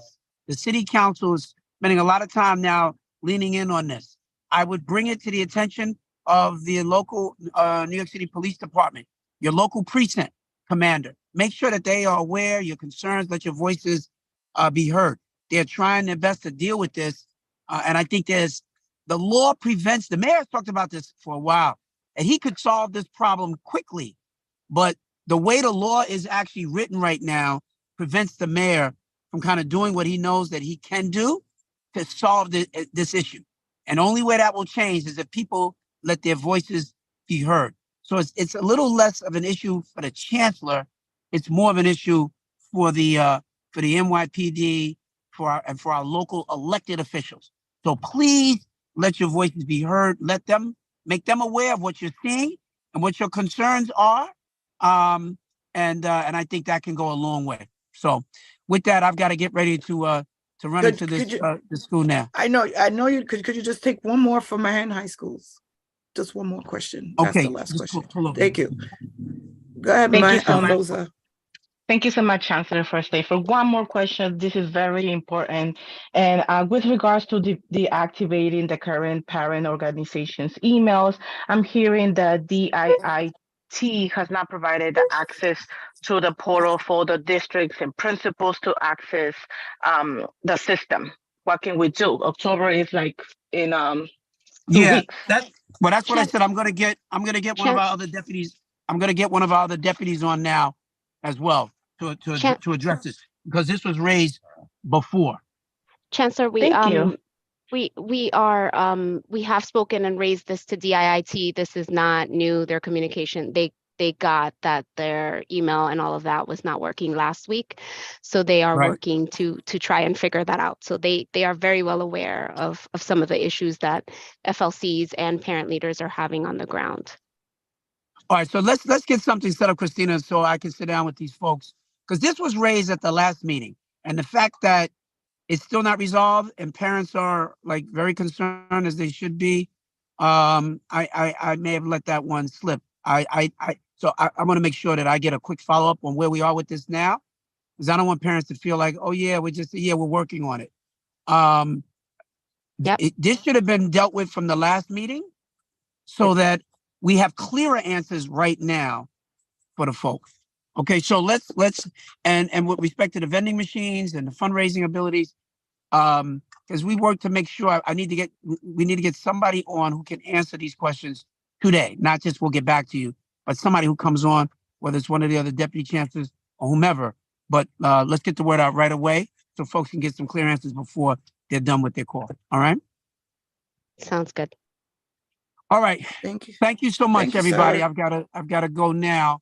But just we're continuing to work hard. I'm moving around the city, going into some of these schools. We're going to visit something that are called Collider classrooms. And these are some new innovative classrooms that have been designed by students around ways in which they think that the classroom experience can be enhanced. So I'm excited to be a part of this, to see it, have a conversation really around it out here in Far Rockaway today. So got to get ready to jump into the school now. But thank you, everybody. Appreciate it. Thank you so much, and enjoy your visit. Thank you. Thank you. You're welcome. I'm looking, and I think DC Quintana and your team here, we're done. We do have a few minutes before, otherwise I'm going to have Anthony go continue with with his presentation on finances for our PA, PTAs, and President's Council. You are done with your presentation, correct, Ms. Moore, DC Quintana, Q? Yep, I see you shaking your head. Yes. Yes. Okay, Yes. so Anthony, you have the floor for another 8 minutes. All right, And to if you, finish your presentation. We'll And I want to say thank. repost. Oh, I was going to say, we'll repost the email in the chat. So if you have any questions afterwards, just reach out. We're always happy to answer questions.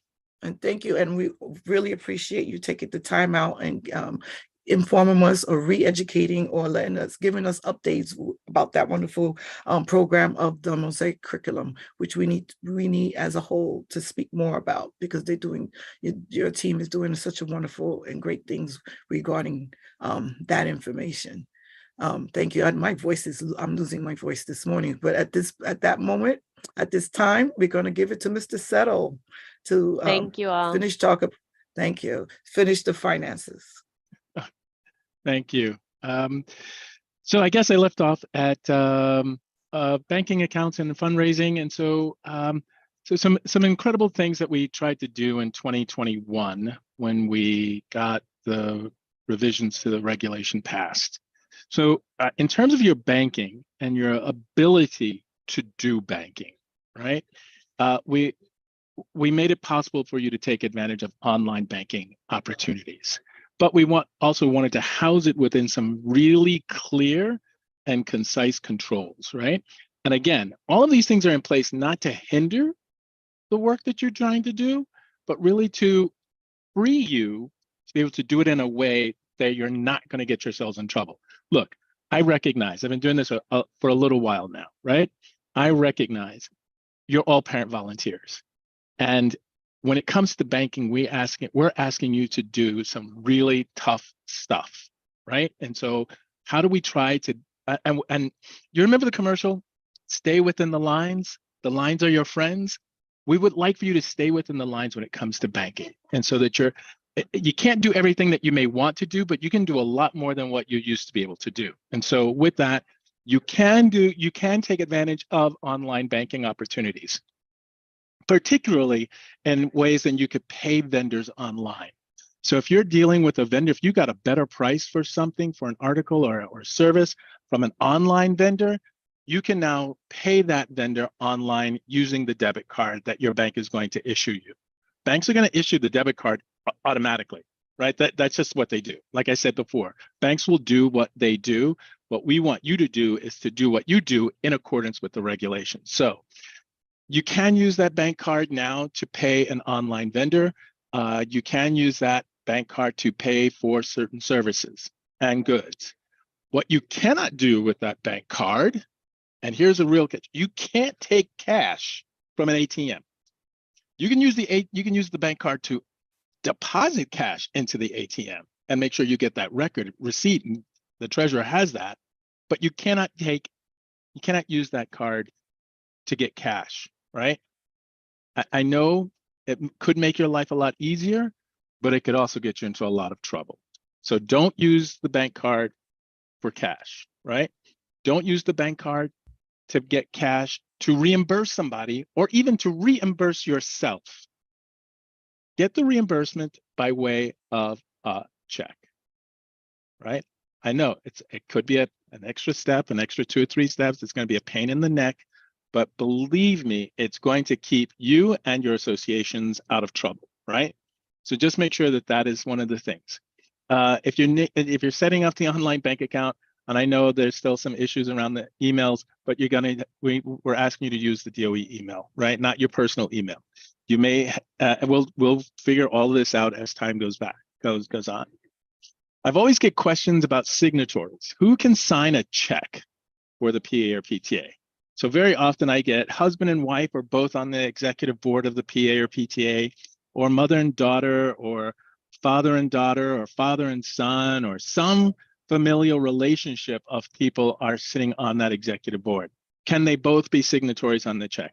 They can be signatories, but they can't be signatories on the same check, right? So it's always good to have 3 people on the executive board who are signatories, just in case one person's not available, or 2, you've got someone in a situation where me and my wife are, or me and my husband, or me and my daughter, or me and my son are both sitting on the executive board. You 2 can't sign the same check, right? Get a 3rd person who has no familial relationship to be that other signatory on the check.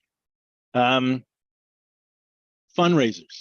So fundraisers, and most fundraisers are not any kind of problem whatsoever, but we do want you to be aware of schemes that require you to put out a lot of cash upfront with the promise of a high yield of return. So I always say, if it sounds too good to be true, guess what? It's not true, right? If it sounds too good to be true, that's exactly what it is. It's too good to be true. So you want to be careful of such things. If you are interested in a flea market, don't just go out and start contacting some flea market agency. Make sure that you're doing that after you have read A650. There is a regulation that governs flea markets, and there are some disreputable flea market groups out there that are going to ask you to put up a lot of money up front, or not to put any money up front, but you get a low yield, right? So you really want to make sure that you're following A650, A-650. That's the regulation that governs flea markets. If you're offering raffles, now most of our raffles are going to be more like 50-50, right? And you may collect maybe $75 and you give 50% of that to the winner, and you keep that. But there are some of our schools that are doing some really big major fundraising around raffles. If you are doing that, not only do you have to follow A660, section 3C2. That's the section I want you to read through. But also to understand, if you are above a certain threshold, you need to have a license from New York State Treasurer's Office. Okay? The Department of Treasury for New York State. Excuse me, I'm sorry. So if you're above $5,000 or you're below $5,000, there's generally no problem. Or if you accumulatively over the course of the year do raffles that may total up to $20,000, that may not be a problem. Anytime you are above that $20,000 mark, then you need to be in touch with the New York State Department of Treasury. I'm just going to say, keep your raffles low. Keep your raffles low. Can we pause for a second? Because Sure. I want to put those questions, First, I want to clarify something. So I want everybody to answer questions together. So signatures on the treasurer is an automatic signer on your checks, right? However, your bylaws dictates who are the other signers. So it could be the president, it could be the treasurer, it could be the recording secretary, whoever else you designate as, and that's, you have to go by your bylaws, right? The bylaws is your governing rules, which don't contradict the regulations, right? So they should be in compliance. So what your bylaws says, who can be signers on the account. So certain specific positions, only the treasurer has to be a signer on the bank account. All others is your bylaws is going to dictate to that, right? And there's other questions in the chat, but first I want Veronica. I said Veronica, that's correct, right? Clark, she had her hands up and she wanted to ask a question. Veronica, you still want to ask a question to Mr. Settle? Yes, Madam President, if I may. Mm-hmm. So my question, it's a two-part question. One is that over the years, I've seen PAs and PTA who would use the funds that does not belongs to them. And, we would report it, but nothing seems to happen to those people. I was wondering if something can be put in place so someone can know it's not your money, it's, not to trouble their money. That was one. And last month, Anthony, we're talking about SLT in person, but I want to be clear on it because I know our bylaws, we had agreed on our bylaws to be by Zoom. So are you saying to us that we have to revisit our bylaws and remove that and be in person? Thank you. So let me answer the second question first. The answer to that question is a simple yes, in part because as I said last month, right? SLTs are subject to open meetings law. That is not a regulation of New York City or of the Department of Education. Open meetings law is a stipulation of New York State law. And so we cannot violate law. I just really want to be clear about that. So New York State law requires that we follow open meetings as it's written in New York State law, right? And so with that, what is required is that you cannot meet totally on Zoom. You can't have a remote meeting. I know you want to, and if you want that, then I'm going to encourage everybody here to start writing to their state legislator to change the law so that the governor can sign that and grant the exemption to SLTs in New York City. But until that day happens, you have to meet either A, all in person, or you have to establish quorum in person. And then anyone who can't be there has to have a valid reason as established in your bylaws, has to have a valid reason for not being there. But you have to establish quorum in person, and quorum is 50% plus 1. So you have to be able to do that. The first question. There are a number of controls that are in place. Some are legal and some of the things are investigatory that are done by the Department of Education. They are not done by face. I want to be very clear. They are not done by face. We do not investigate anyone. Well, that's not our job, right? We have investigators who actually do that. So if there is misappropriation of funds that are happening in your PAs or PTAs, there are some steps that can be taken. So the first step that can be taken is to report that first and foremost to the police and file a police report. If there's money stolen from your PA or PTA, file a police report, put it on record. Second, have the principal contact the Office of the Special Commissioner of Investigations, who will then launch a report. Now, let me also say something about this, because that's an apparatus that does not move quickly. The Office of Special Investigations doesn't move quickly. And so, yeah, it could happen this year, and an investigation may not take place until next year. Again, we have no control over that process. They have a limited staff, they have limited resources, and they are doing not just investigations of PAs and PTAs when they go awry, but a whole host of other things. So, but the clearest way is, if there is misappropriation of funds, contact your local precinct, file a police report, and if you need to,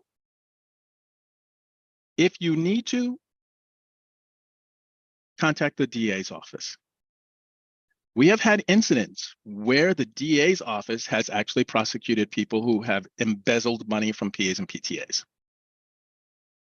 Your principals can still contact OSI or SCI, and they will launch an investigation. But if money has been stolen from your PA or PTA, if money has been misappropriated, follow the necessary steps that are afforded to anyone who has money stolen from them, right? I know you may say, well, I don't want to get so-and-so in trouble, but they took money from you. They took money from your kids. They took money from your school. That's who you raised the money for, right? And allow the force of law to work in your favor. That's the best thing that I can tell you to do, Ms. Clark, in those situations. When it comes to the investigations of OSI or SCI, they run at their own speed. All right, thank you, Anthony. Okay, we're gonna pause, but there are questions. There's questions in the chat, Anthony, so maybe you can answer it. We want to respect our guests' time, and we do have elections afterwards. So but we can always do part 2 of this at another time. Yes, Shirley. Yeah, absolutely. But could you just answer those questions in the chat? I will do as best I can. Why is this? And Can while y'all we're see the doing that, screen? Shirley, I'm sorry, Shirley, I just wanted to, before you transition to class size working group, just wanted to come back. We have Anne-Marie Dull from DIIT on the line. I just wanted to revisit that briefly before you move forward. Is that okay? Is that okay with you, Dr. Murmer and Johanna? Okay, thank you. So, Ms. Anne-Marie? Hi, everyone. Nice to see you all again. Hi, but just Anne-Marie, just before you get started, Absolutely. I just wanted to, I know you're coming on, I was on when the Chancellor was on, so I wanted to acknowledge the question that was raised about the emails, and I know that I've been involved in this conversation. It's been ongoing for many months, and I also just want to acknowledge that, you know, Anne-Marie, if not you, members of your team have been in conversation with CPAC and with others during this entire transition. What I wanted to share in particular was, one, you know, we have made a decision based on guidance, working closely together with our Department of Information Technology, and that transitioning to these emails, while I know it is not preferred, it is the best decision to make for the safety of our system. And our team is, and together with DIIT, is committed to, one, having additional meetings with you to ensure a smooth transition, and to continue to gather your feedback during this time. But I do want to just, for the record, state that we are moving forward, but we are willing to do that with your input and with support on the transition. Okay, so before Anne-Marie speak, first of all, parents were not involved or engaged on this decision. We said that clearly, and throughout this whole process, it's been a secret. we find out otherwise, right? We were never approached, right? Chancellor's pillar number 4, all decisions, we were not approached. We did, you could be annoyed, but that is the facts. I am not annoyed. But that is the facts, because the integral process that happens when you make these decisions, now you're going to ask all of us to violate your own regs, Chancellor's regulations. By doing so, we are violating the regs, which was just updated only, I know the exact date that it got approved, November 18, 2021. And everybody made the change to use these DOE emails, which have been in existence for decades. The other fact is our emails had no effect on the breaches of DOE's system. Matter of fact, because we had these emails, our children's information, our own information had been breached, not the other way around. None of the breaches, none of the problems was caused for the parents' DOE emails, again, in existence for decades. Again, if you have to do it, why are we doing it in the beginning of the school year when everybody already has this set up? And then number 2, we're putting hardship at the school level. Not all schools have parent coordinators. They're already doing enough as it is. The shortage in the school, people are doing multiple positions, right? Doing multiple duties because of staffing issues.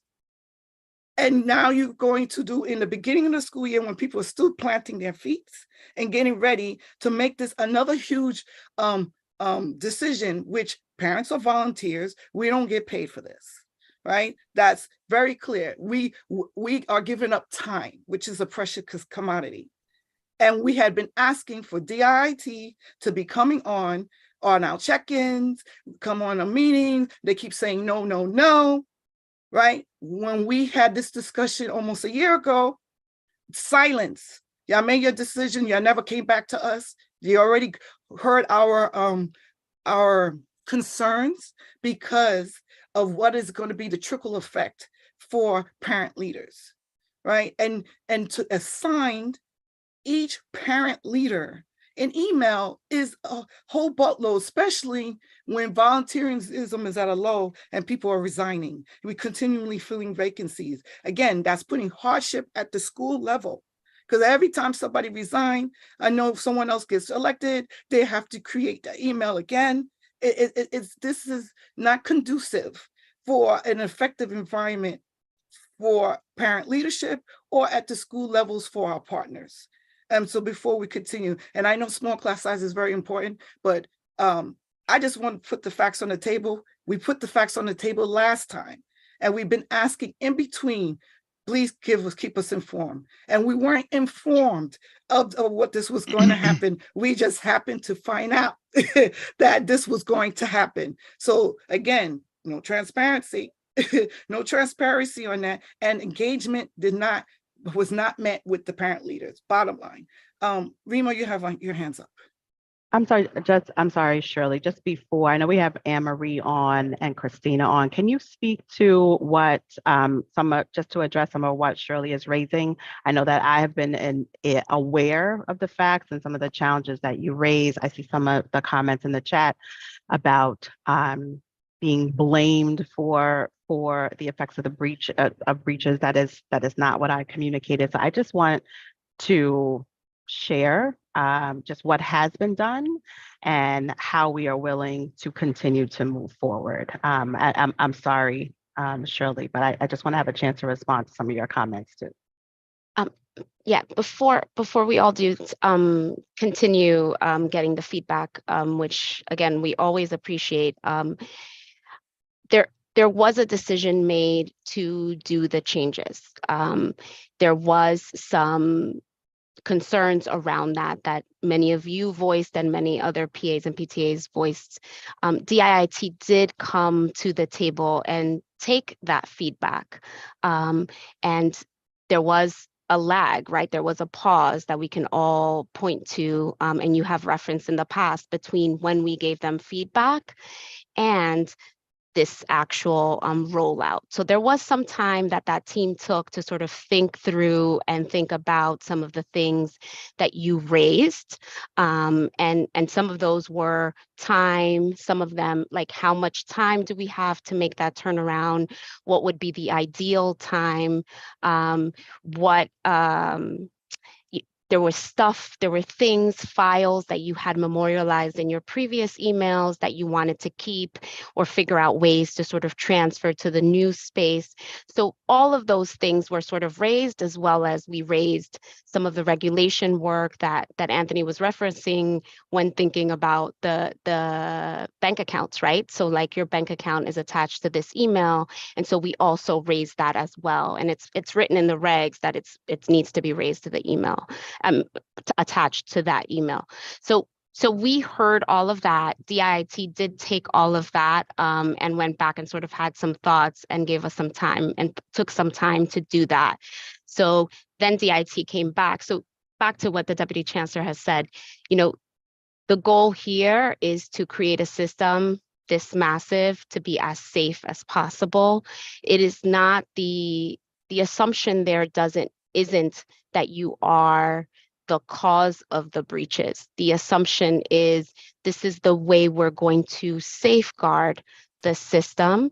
And that is not the work that the Deputy Chancellor nor myself are privy to or understand what happens in the back end of all of these things. And with all of the third-party needs that we have now, meaning Zoom and Team, like we just have so many things that we need in order to make this virtual space possible. It also makes the system more vulnerable. And that's like the extent of my understanding of Anne-Marie's work and her team. But that's, I want us to hold true to that it's never been, it's your fault and we're changing it. It's never been parent leaders are to blame.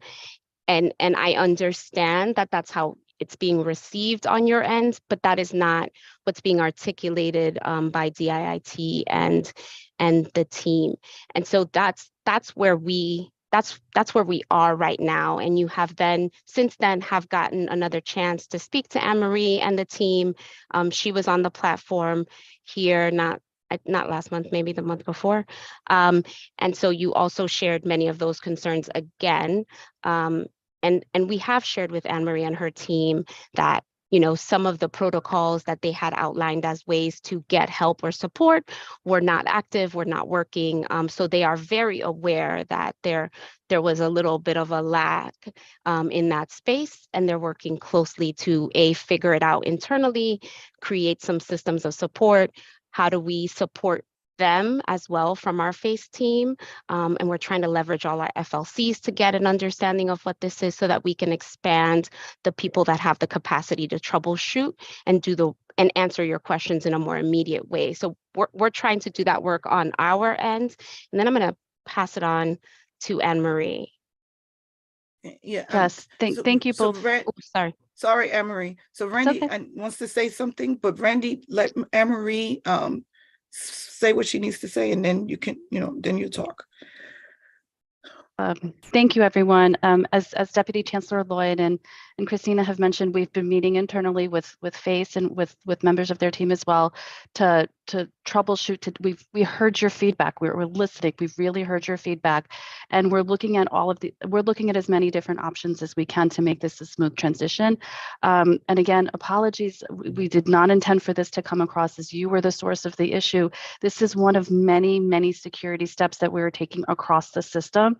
To make sure that all of our constituents are safe, our families, our parents, our students, our staff members. So this is one of many things that we're doing over the course of the last year and this upcoming year in order to make sure that we're all safe in this new hyper digital environment.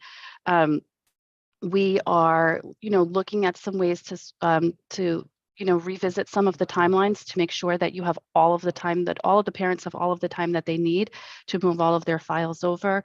I do want to just emphasize again, you will have access to Zoom. You will have access to a full suite of Google tools as well, and then some access to some Microsoft, Microsoft Word, Microsoft Excel, Microsoft PowerPoint as well. So you will continue to have access to all of that. And then one of the other things I just wanted to mention, we're not relying on parent coordinators to do this.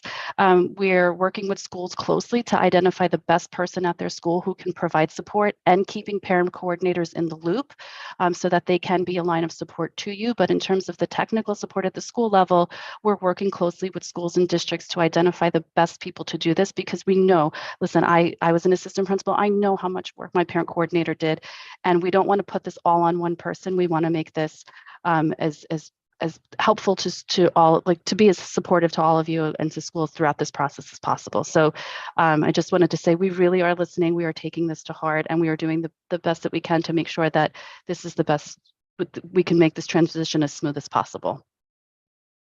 Thank you, Anne-Marie.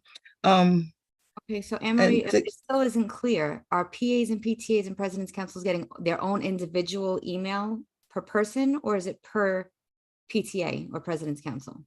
Right now, the plan is per person. Ridiculous. So we voiced this at the last meeting, September 14th. It's recorded if you need to go back to view it on YouTube. I did ask that if this was a must, that at least move us from D whatever Pres Council at schools.nyc.gov to D Pres Council at DOEexternal.nyc. That would make it a lot easier if we had to make this change. But again, our voice was not heard.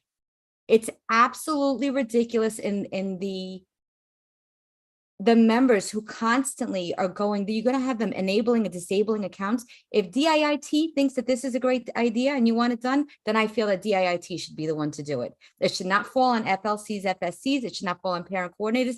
It should not fall on anybody in the school building, because they didn't ask for this. We don't want this, and you're forcing it on us. We're volunteers. We're not mandatory members. And if we're going to have to violate this part of Chancellor's regs, who's to say we shouldn't violate other parts of Chancellor's regs? I mean, if we really aren't held accountable to anything anyway, then what difference does it make? But for you to say that it's not with this breach, I have access through my schools.nyc.gov account. I read Principal's Digest. I read it daily. I read it when it was weekly. This is another thing that you don't want us to have access to. So once we're changed over to DOE External, I'll let you know if I could still have access to it, and then we'll know why this was taken away from us. It's for non-transparency. It's to keep us in the dark, to keep us separated and keep us apart so we don't know what's going on. And that's what it looks like. We've had these emails for decades. So this administration is responsible now, when the fourth pillar was building trust, to show distrust. I put it in the chat. It came up as in accordance with cybersecurity and safety guidance, parent leaders, meaning both parent associations, PTA, Title I, COPS, no longer have access to their existing shared emails. What does that say to you? To me, it says somebody is looking at us like we're responsible for the breach, and this is why you're removing these accounts, when in decades it's never been done. I've been a parent leader in the NYC school system for over 15 years. I've had this email address for that time, and it's before me that it existed. So DIIT wants this administration now to be responsible for removing that from parent leaders. This is what trust looks like. So this is what the fourth pillar looks like. And this is what input looks like. This is what my voice means. That we voiced this at the last meeting, and a month later still waiting for the response. And DIIT doesn't even have it up and running correctly. That the school system doesn't even have access to properly do this. So you didn't think that you were going to get kickback from parents? It really is a horrible thing that you're doing to us, because we created our Zoom links for the entire year. We set up our bank accounts. We did everything and followed the rules. We complied with the reg. And now you're telling us that all the hard work that we did doesn't matter, and we just need to start over again. And we also stated that we should not have individual email accounts. Make it whole. Make it one PTA, one President's Council, one Title I PAC. Make it one. Deaf ears. I made that suggestion, and even on that meeting, you still said, does anyone have any suggestions? And I literally said the suggestion was made. My co-chair Shirley said that suggestion was made. Deaf ears. Stop making things look pretty and actually make it work. And that would be more helpful. But this is not okay. This is not okay. And we're not going to stand for this. Okay, there's a lot of comments in the chat. We're going to table this because we have to be fair to our other guests. This is an ongoing conversation. So we're going to table this. So I'm going to share my slide. Right? I need to share my slides. Maybe this will make everybody smile, even though it doesn't not working. There's something missing here. But we have now Ms. Joanna Garcia and Dr. David Mormor, who are the co-chairs of the New York City Class Size Working Group. I am going to give them the floor, and please give them your undivided attention. And I'm going to say thank you for being patient with us. As you could tell, we're very passionate about the work we do. And so thank you for waiting. And Johanna, Dr. Mormor, you have the floor. Thank you, Ms. Aubin. First of all, I want to make sure that you can hear me right. Is that okay, Shirley? You can hear us okay? Yes. Okay. Yes, we can hear you. So first of all, I want to thank everyone for inviting us here today. I'm Dr. David Mormor, principal of Francis Lewis High School. I'm here with my class size working group co-chair, Ms. Joanna Garcia. Ms. Garcia, I just want to make sure you're here and we can hear you. I'm here. Okay, excellent. It's a pleasure to be here. So thank you, everybody. I'm going to share my screen with a little bit of a PowerPoint that we used at a community engagement sessions. Let's make sure that everyone can see it, and then we'll go forward. Let's see. Ms. Aubin, can everybody see the PowerPoint? Yes, sir. Okay, excellent. So first, I'm going to start with a brief overview of the class size law. In September of 2022, the new class size law was enacted, and it requires that New York City public schools reduce the class size for all K-12 schools in New York City. The new class size caps are markedly smaller than previous class size caps, which had been previously set through contracts with teachers' unions. The new law requires that we reduce the class size to 20 students in K through 3, 23 students in grades 4 through 8, and 25 in the high schools. This is a reduction of 5 students in kindergarten, 12 students in grades 1 through 12, 9 students reduced in grades 4 and 5, and 10 in the middle schools, 9 in the high schools. The law requires the New York City public schools phase in these caps with full compliance required within the next 5 years. This slide, which we're going to go through relatively quickly, is the current state of class size. Based on the data from 22-23, 42% of the classes in New York City are already at or below the caps set out by the new law, except for physical education and performing groups, which are subject to higher caps, which is 42% of overall caps. This chart basically shows a distribution by districts which have the greatest percentage of classes at or below the class size caps. That would be in districts 23 in Ocean Hill and Brownsville, 18 in East Flatbush and Canarsie, and 7 in Mott Haven and Melrose. District 26, which is Bayside, Glen Oaks, 31 in Staten Island, and 25 Flushing and College Point and Whitestone have the lowest percentage of classes currently at or below the class size caps.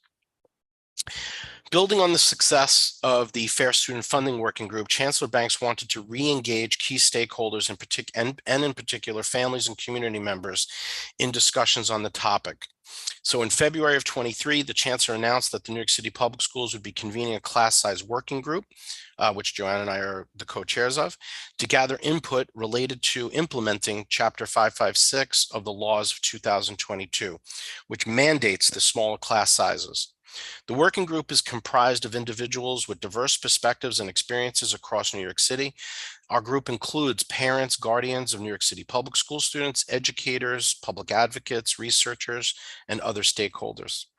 The working group has spent the last 4 months deepening their understanding of the issue, engaging with data from New York City public schools, and developing these preliminary proposals. We anticipate completing a report by the end of this month in October 31st. So what we're going to talk about right now, and Ms. Garcia and I are going to, go back and forth, is we're going to present the preliminary working group proposals. These are the same preliminary proposals that we recently presented to the community engagement groups. We had 2 community engagement groups that were virtual, and we had 1 that was hybrid. So those were all within the last couple of weeks. So at this time, I'm going to yes, before you continue, Dr. Marmer, just to underscore the diversity of the membership of this working group, I think it's important to highlight that as co-chairs of this working group, we have a principal, an experienced principal in Dr. Marmer, who represents one of the most overcrowded school, certainly in Queens, and pretty up there in terms of the city. And then you have myself, who I do currently work for State Senator Robert Jackson, but I've been a CEC parent, and I've been a President's Council parent. And we are very grateful to have 2 members that I already see in this room who are part of that group, and that's Rosa Diaz and your very own Randy Garay. So I just want to underscore how we're really trying to get different perspectives and arriving to a report for the Chancellor. Thank you, Ms. Garcia. So we had decided as a working group to break into subcommittees. We broke into 6 subcommittees on various topics. We're going to run through the preliminary proposals for all 6 of the subgroups, and then we will be pausing to take any comments or questions briefly. So I'll Ms. Garcia is okay. I'll start with the enrollment group. All right. So ultimately, enrollment planning was one of our subgroups that took a look at all grades and programs in different school models. The preliminary proposals that surfaced through the enrollment subgroup was 1, to support schools that already have classes in compliance with the law. 2, to create a survey of key stakeholders in the school community about what they would need regarding funding and or space to comply with the new class size caps. 3 was enrollment planning and district planning, along with school construction authority, must coordinate to create a singular plan to meet the class size benchmarks for year 2 and thereafter. I should mention that New York City met the class size caps requirement for year 1. Number 4 is limit enrollment at overcrowded schools that do not have the space to comply with the new class size caps. And number 5, relocate 3K and pre-K programs from district schools. So that were the recommendations for our enrollment planning committee.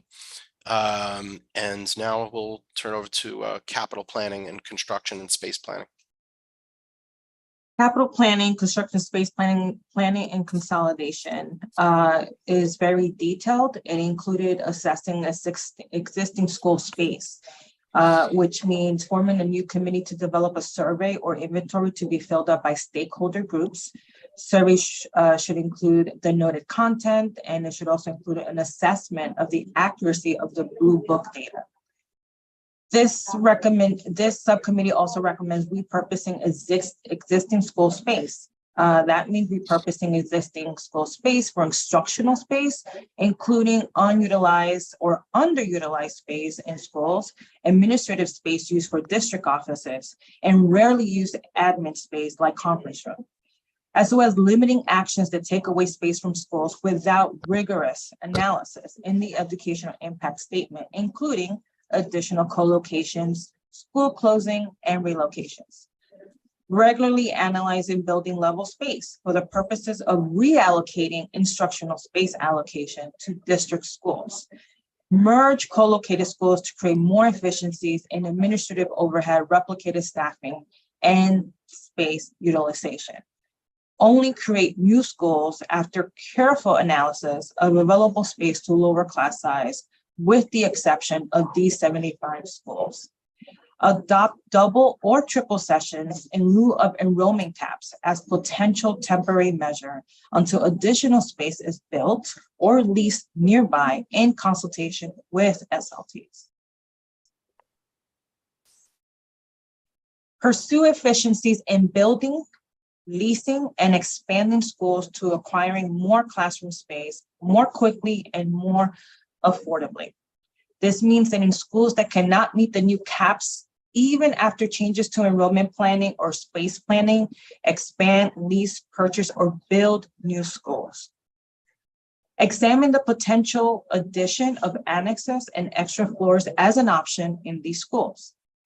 Prioritize acquiring parochial, private, and charter schools that are closing or closed and vacant commercial space that might be repurposed into public schools, potentially more quickly and at less expense than building entirely new buildings. The working group is opposed to adding any trailers, and they should be considered only in the extreme circumstance that student safety is at risk during active construction and as a temporary measure. Additionally, they should only be used if the additional permanent space needed is identified, fully funded, and expected to be completed within 5 years. SCA, School Construction Authority, should hire more real estate agents to look for appropriate sites paid on commission rather than on retainer. SCA should create a site tracker on their website. Examine all city-owned and privately owned empty lots for suitability to build schools. SCA should compile a list and analyze all city, state, and federally owned buildings that may be available or likely to become available for school suitability. Next is improvements in school construction and Department of Education public engagement. SCA should work with district planning and enrollment teams to schedule briefings with each citywide council and district CEC prior to releasing the next year capital plan to explain what space is necessary and what will be created to comply with the law. So capital planning, construction, proposed changes in the city planning process and our legislation. They want to recommend aligning city environmental quality review, the CEQ process, and uniform land use review procedure with small class size caps. So new development proposals trigger an analysis of whether new schools should be created. Change the level of the CEQR review process by school grade level and include availability of 3K and pre-K seats. The CEQR analysis should use the latest census and or American Community Survey data and include contingencies as noted in the detailed recommendation. Include co-located charter schools in the CEQR analysis of existing school utilization. Cities should also establish zoning incentives to encourage school construction in community school districts with the highest needs, and add a new notification provision so that property owners would have to alert the SCA and local CECs and local community boards before applying for building permits. Require that CECs and citywide councils be consulted as part of as a mandatory part of the public process for every project or rezoning that goes through the ULURP process. City under state should also consider whether impact fees should be imposed on new developments or rezoning that will generate the need for new school capacity. Our third subgroup was the staffing and hiring subgroup. They started with support of recruitment in hard to staff license areas, allocating additional resources for recruitment of teachers, including New York City Teaching Fellows and New York City Men Teach, increasing oversight of comp time positions by superintendents, providing teachers with instructional resources to support new teachers more effectively, and starting with 23-24, prioritize hiring teachers with an earlier application window for higher need schools that have class sizes above the mandated limits in harder to staff districts. The subgroup also put together some recommendations to support the recruitment and retention of teachers in hard to staff districts. We're recommending offering pay differentials for teachers to teach and transfer into historically understaffed districts and expand differentials to include difficult to hire subjects and other strategies, including transportation and parking. Create and establish multi-year mentoring and coaching programs, including alternate certifications for teachers. Formalize an exit interview process to understand why New York City teachers leave New York City public schools. The let me get to the next license. They also broke it into a category to create incentives for changing licenses in hard to staff subject areas. So we're recommending ensuring that teachers who hold or obtain a valid New York City teaching license and already hold a valid New York teaching certification in a shortage area would have a probationary period reduced to 1 year. For out-of-state and out-of-district teachers and higher education faculty, provide principals budget flexibility to compensate all the years of out of New York City teaching aligned with the UFT salary schedule.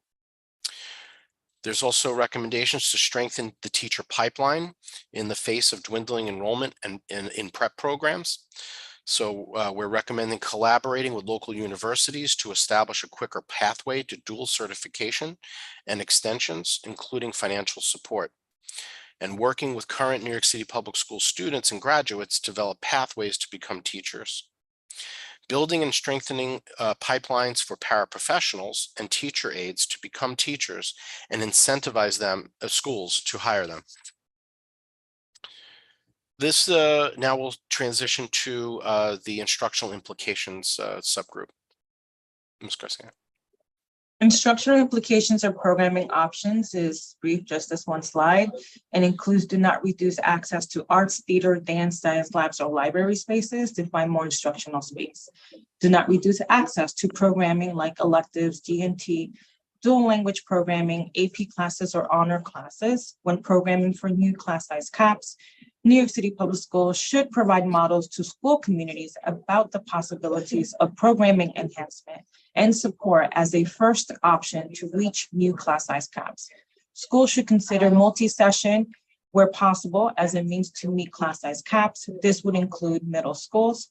And last but not least, prioritize special education programs, specifically ICT classes. And before we transition to the next one, I would be remiss if I didn't also mention that Aisha Irvin, who's also in this space, is also a member of the working group. Thank you. Okay. We had a specific subgroup dedicated to the needs of special education, including ICT and related services. The first recommendation is to provide incentives for mentorship by special education teachers to incentivize teachers to stay working in the New York City schools. Expand the New York City Teaching Collaborative Program or similar programs with a focus specifically on special education. Ensure that students with disabilities are not harmed unintentionally with the implementation, with a focus on space, teachers, funding, and policies that allow students to move from one class to another mid-year within the same school when appropriate. And New York City Public Schools should provide modeling for schools to program students with disabilities first. Okay. Budgeting and finance. Model consider funding direct teaching costs for class size reduction by SAM, as is done for 3K and pre-K, which would ensure that schools meet the legal cap while allowing schools the flexibility to use fair student funding needs, weights, base allocation for the other costs in running their schools. Aggressively pursue new opportunities for potential funding from New York State and federal sources, with New York City Public Schools increasing their advocacy for any legislation to enable it.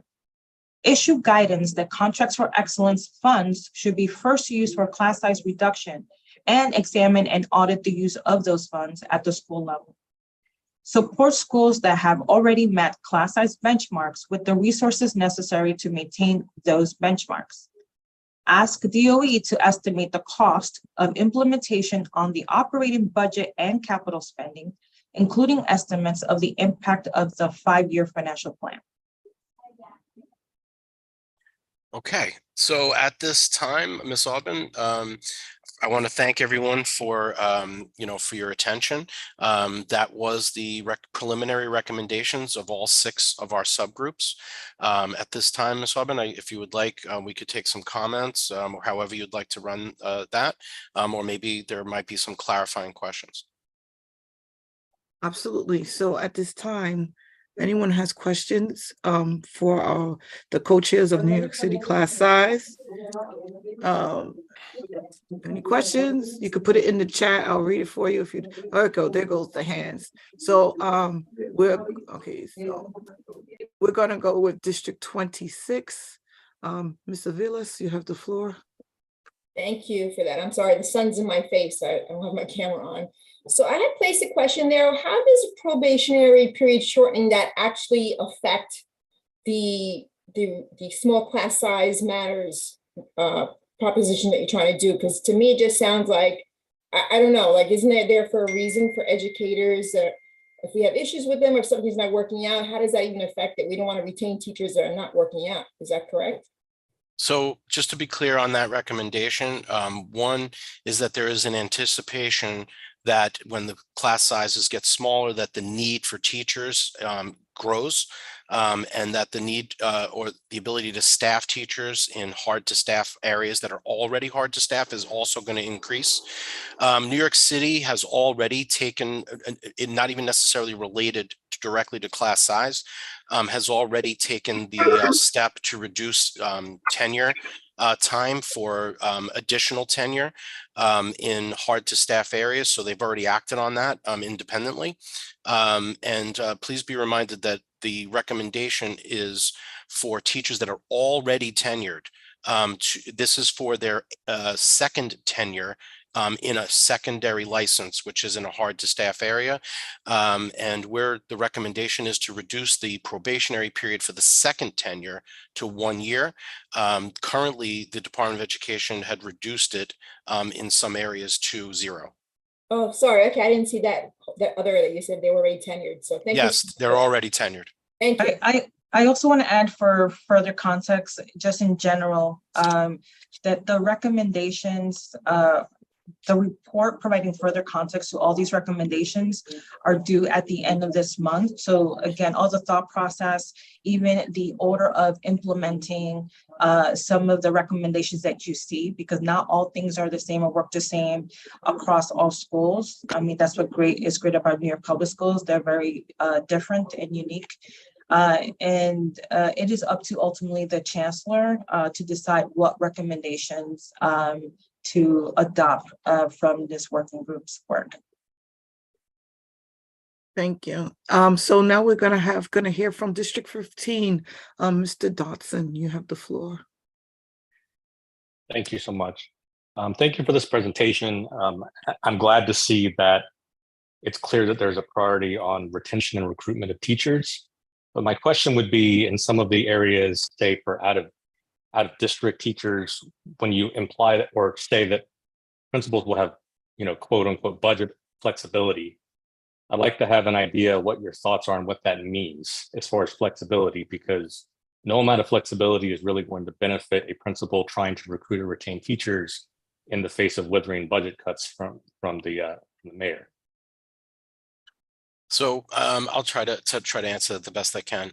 So ultimately, what the working group is basically saying is that we believe that when looking to recruit teachers from outside New York who are already licensed and working, outside New York, and there already is pathways to have reciprocity to move to New York to teach, that we make sure that in an effort to recruit the best people, that some of those people that leave their current jobs in other places don't have to lose some of their time in terms of their service time when they transfer. There are limits right now specifically to what the transfer of service time could be from one district, outside of New York to inside of New York City.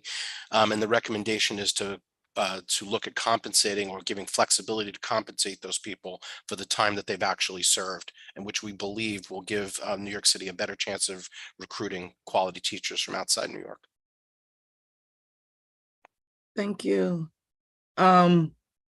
We have a question in the chat. If deciding to do rezoning of New York City public schools, would it also include charter schools? Which the ones that are public schools? I don't understand that part, but that's the question. Joanna, do you want to take that one? I would ask Jamie to further expand on what is at the heart of that question. If possible, I'm pretty sure maybe they put it in the chat because they can't speak. But I mean, just to be clear, my understanding is, of course, that the charter schools are not subject to this new law. They're not, but it would be an oversimplification to say that a rezoning wouldn't impact the placement or access to space of charter schools. So I wanted to see how specific we should be in our answer. This does not impact, the law does not impact charter schools directly, but if you look at a little closer at our recommendations, where it talks about merging or even accessing space.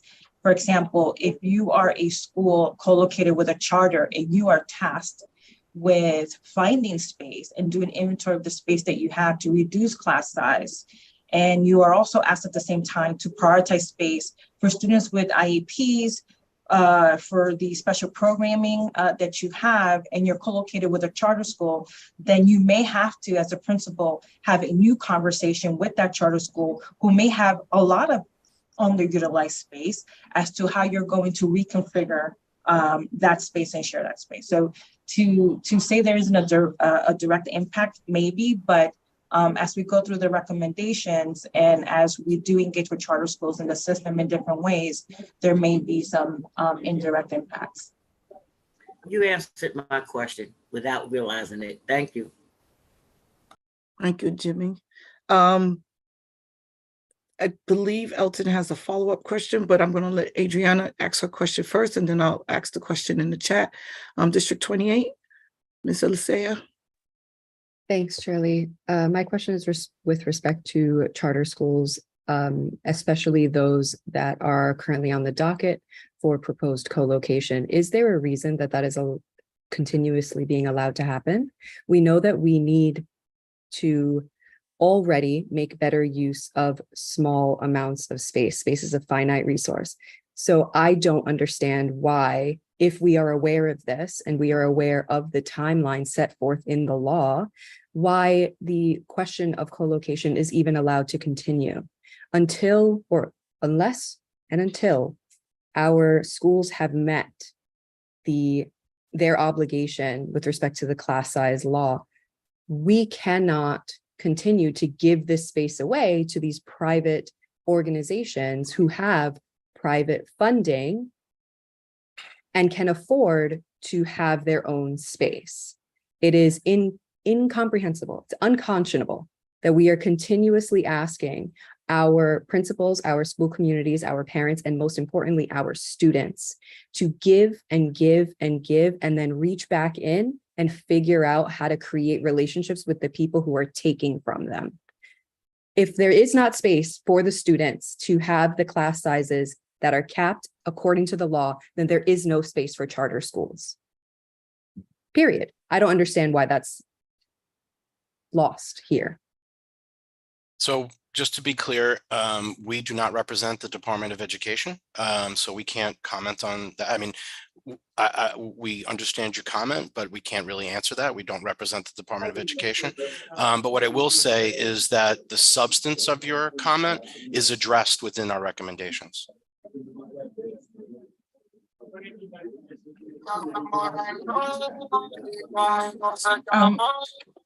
Adriana, there's as Dr. Marmer said, there's a recommendation under the capital planning that does speak to when the schools do a self-assessment to kind of put a pause on other co-locations such as charter schools.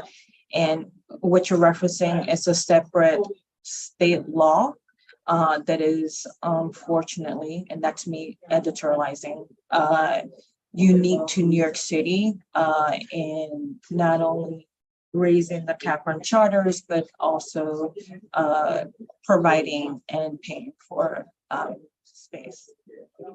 But that could be a whole different separate meeting, I'm sure.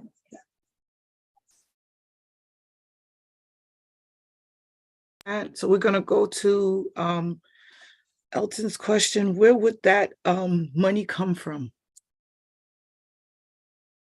I don't know, Elton, if you would like to clarify that, which monies are we speaking? Yeah, thank you. That's just a follow up before I understand, and I appreciate him explaining further their thoughts for that recruitment and retention for bringing in teachers that are certified in other locations. But I'm still confused as to what is envisioned for where those funds would come from to be able to provide additional compensation based on their years of service outside of the district.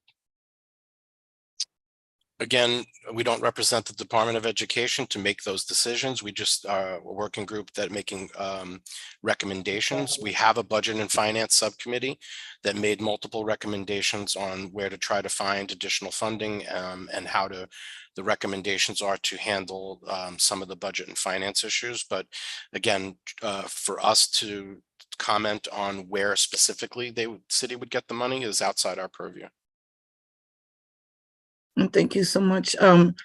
We do have representatives here from New York City Public Schools that will take back those questions and give us a response to your questions shortly. Not today, but they will come back. They are taking notes.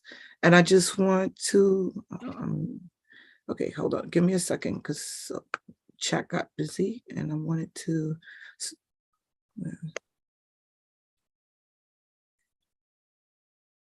I'm sorry. I'm trying to find the point where I left off. Okay, so for the record, schools do not decide whether or not a collation is imposed upon them. That wanted to be stated on the record. And again, New York City Public Schools, and I'm going to be more specific, Dr. Melendez and Mr. Settle is here. They always stay to the end. Any questions that cannot be answered at this time, they always come back with the answer to the questions. You just got to give them some time. Okay. Let me look any further. Okay, someone has to leave. Any other questions regarding small class sizes before we let our fabulous two co-chairs from New York City class size go? And we're not kicking you off the platform, not quite yet. Okay, we have District 30, Miss Daly. So I missed bits and pieces, and this may have already been addressed. My audio kept going out for some reason. But in regards to class sizes, my school in particular has room to grow, but I know other schools in our district are receiving a lot of migrant families. How is that being considered into these numbers? Because a lot of our schools are starting to cap out at the old numbers, not the new numbers. Has that been considered?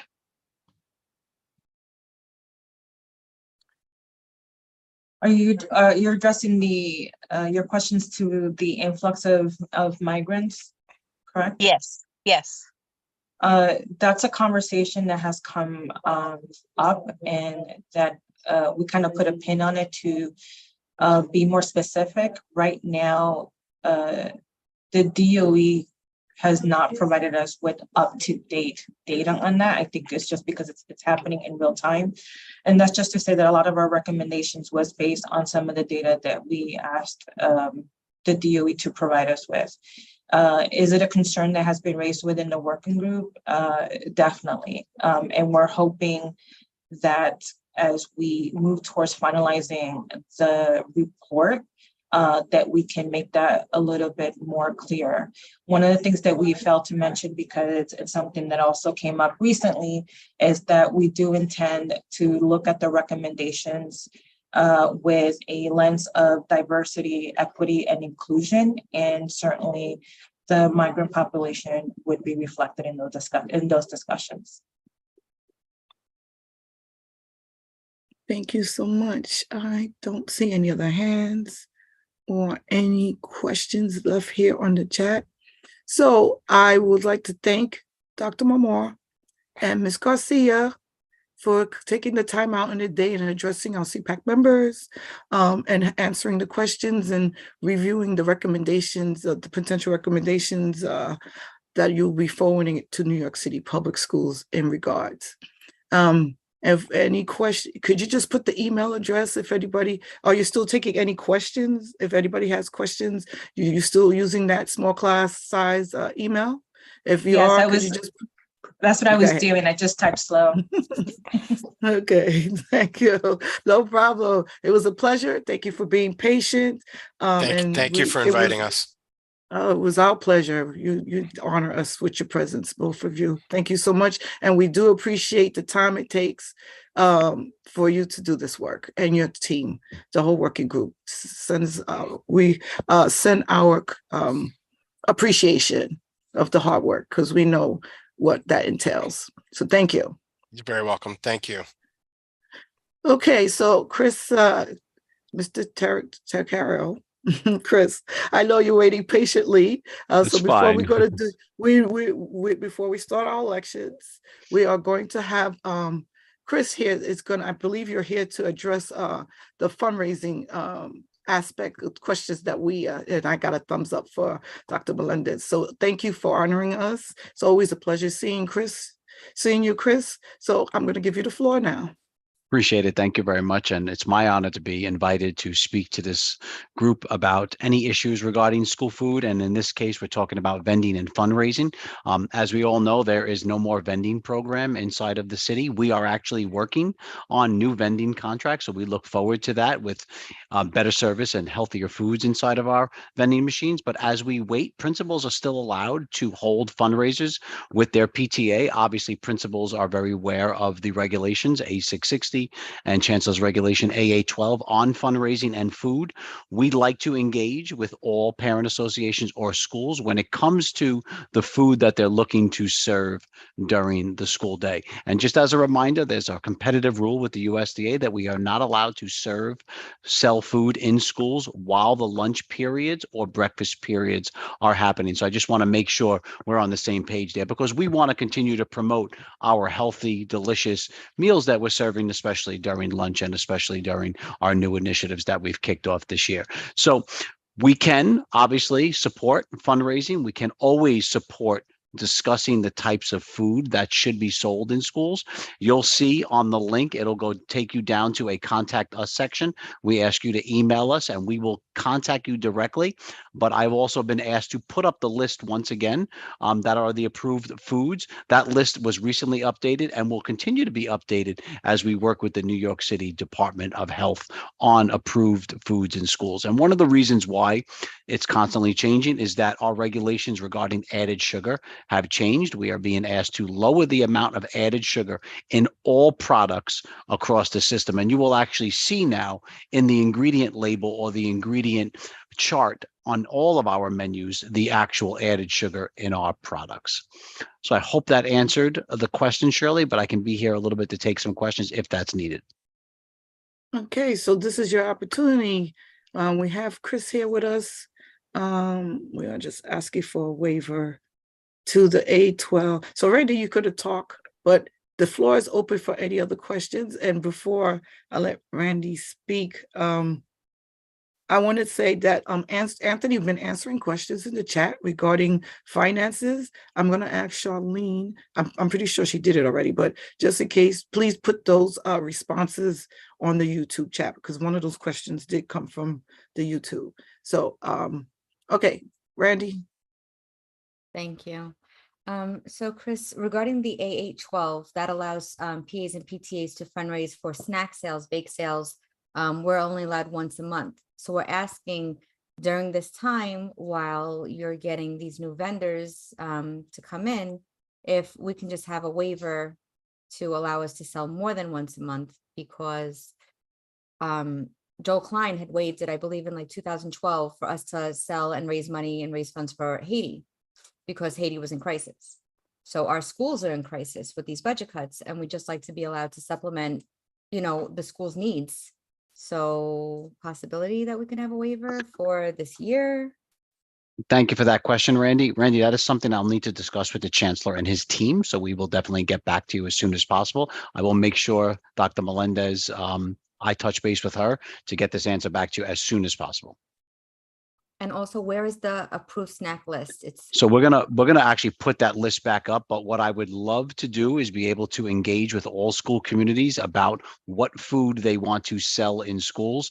And I just want to be very clear, food with a lot of sugar, like ice cream, food with a lot of sugar, like chocolate, is not acceptable. We are trying to continue to teach our children, teach our students the healthier food options. So we really want to engage in that conversation. I'll put the list back up, of course, but we do want to have that conversation with every single school, and my staff is always available to do that.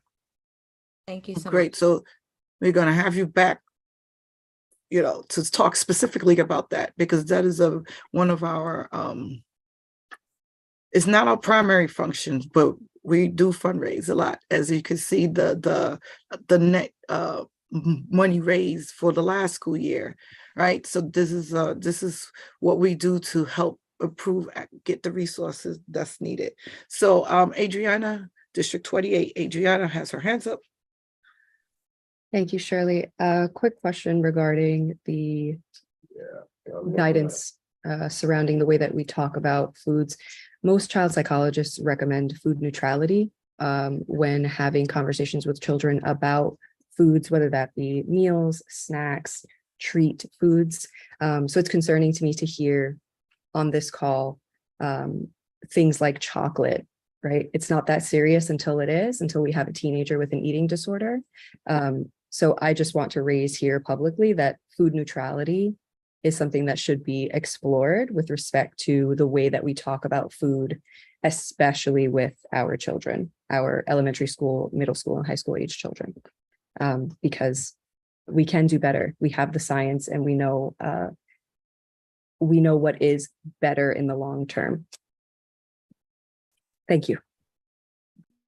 Thank you. I'm just going to read this comment in the chat because I'm pretty sure Rosa is unable to. So, okay, so she's saying, and it is definitely a must conversation. She's really emphasizing that again. Once again, another decision without parent involvement and engagement. Seriously feeling like New York City Public School is pushing parent leaders out of supporting schools. That is not on Chris, but Chris, that's not directly to you, right? So this is how most of us are feeling at this particular point in time. I can touch base a little bit on Adriana's comment, if that's okay. Of course, definitely. So you are very, very on point when it comes to explaining food to our children in New York City. We are really excited that we just kicked off this school year the nutrition ed piece. A grant was recently done within the city, and I believe 120 schools applied for the grant. This is all the DOE's plan, New York City Public Schools plan, to really get nutrition ed in every single classroom. More to come on that, and I think we should invite the nutrition ed folks here, not in my office, but there is an office that handles it, but we are working close with them to make sure we are addressing all of those things. And we want to get down to the food that's being served in schools, not just in the lunchroom, but also during fundraisers and vending machines. Thank you, Chris. And I just want to add a note that the Office of Food and Nutrition Services, which Chris represents, work with partner organizations, and they do engage with the students, right? About this a particular organization, Community Food Advocates. They have their youth food advocates, and they engage high school students and students who are wanted to have part of the conversation because they're the ones the food is addressing. So want to let everybody know that there is a partnership, right, with other organizations regarding food, and I'm not going to say it's more importantly, but they also must follow federal regulations. Right.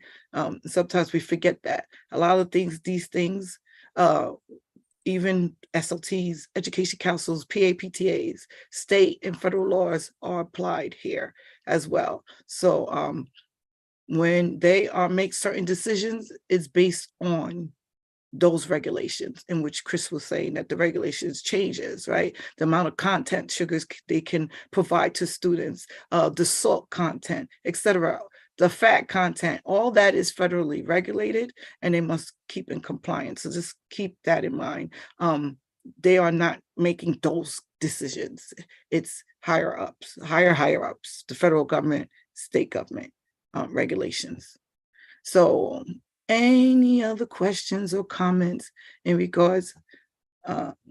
Okay, so our members, not a member, but can you please put your email address in the chat, contact information in the chat for our members? And what is the best email to refer our parents to if they have questions regarding future about snacks sales selections? So if you could put that information in the chat for our members so they can share with their president's councils, who in turn will share it with their PTAs, it will be greatly appreciated. Taking care of that now. Awesome. Thank you. Last call in regards to fundraising. I'm going to give last call about finances, and then we're going to go into our elections, and we're going to stop the live stream. Sorry, Shirley, can't find my hand button. Just one YouTube question wasn't answered about finances. One person wrote, the former PTA member that was on the board moved out of state. So what do they do now regarding the bank account? Anthony, please. Sure. Excuse me, let me just get my picture up here again. There we go. So the first thing they would have to do is A, fill the vacancy. That's primary. Fill the vacancy. Once the vacancy is filled, then should go to the bank and see about either adding the name of the treasurer onto the bank account as a signatory and removing the former person as a signatory off the account. And the PAPTA resource folder, and I do direct people to the PAPTA resource folder on the website, we actually do have a signatory form or letter that both the parents on the executive board as well as the school can emboss principal's signature and take that over. What we do suggest, it's a suggestion, when you go to the bank and you have that form with you, that letter, take along with you a copy of your bylaws, take a copy of the regulation, take a copy of the certification, so that the bank sees that you are the officers of the association. Shirley, if I could just one quick point, suggestion for everybody online right now. So, and I will say it again as later down the year as well.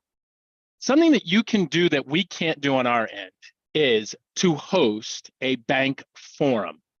You have a lot of ability to gather the banks in your district. Find out the 3 top banks in your district or your schools are banking with. Ask those branch managers to come in and talk to your members and have the branch manager explain to you their products and services. But it also gives your members and it gives you the opportunity to share with that branch manager what it is that you are required to do as per Chancellor's Regulation A660. As I said before, make the bank work for you.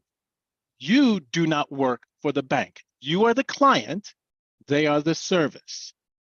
Don't take it for granted that the bank is automatically going to know Chancellor's Regulation A660 or your bylaws, or that you even exist on the planet. The bank will, there is power in numbers. If you say to a branch manager, I've got 32 schools, I guarantee you that branch manager will be at your next President's Council meeting. You say to a branch manager, I have schools all across the borough of Queens, all across the borough of the Bronx. I guarantee you, a branch manager will come and talk to your folks and will provide you with services that you didn't even think that they could provide. It's easier for you to do that than it is for us. We have a lot of red tape that we would have to go through because corporate would have to talk to corporate, it has to talk to corporate, it has to talk to legal, it has to talk to... You are parents, you are clients of these banks. They will listen to you faster than they will listen to us. So, plan in the course of your year, and it will also bring your members out to your meetings as well. You're making yourselves relevant. In the course of the year, have 3 branch managers come and tell you what services they can provide to your PAs and PTAs. I guarantee you, you'll get better deals. And you will also have less confusion and there'll be less issues with those banks in your communities. And the more that you do that, the more those managers will then start to send that message up their chain that will then benefit all PAs and PTAs across the city. You have power in your numbers that we don't have. So it's an idea. I've said it before. Some of you have run with it. Many of you have not. I encourage all of you, have a banking forum. Invite banks to come and talk to your members. I guarantee you, they will start to listen. And the ones that don't come, oh, well, you don't have to, you're required to have a bank account. We don't tell you where to have that bank account. You can make that determination, and you can make the recommendation to the schools in your district, to the PAs and PTAs in your districts, which banks are going to be friendly to us and which ones are not. I guarantee you, you'll start to see a ripple effect. They will begin to be much, much more friendly to your needs. That's my gem. That was my secret gem. All right, thank you so much. Let me just share my screen real quick before I hand it over.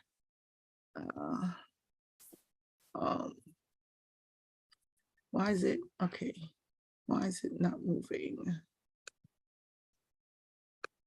Okay, I didn't know it was like that. That's why it was empty. Okay.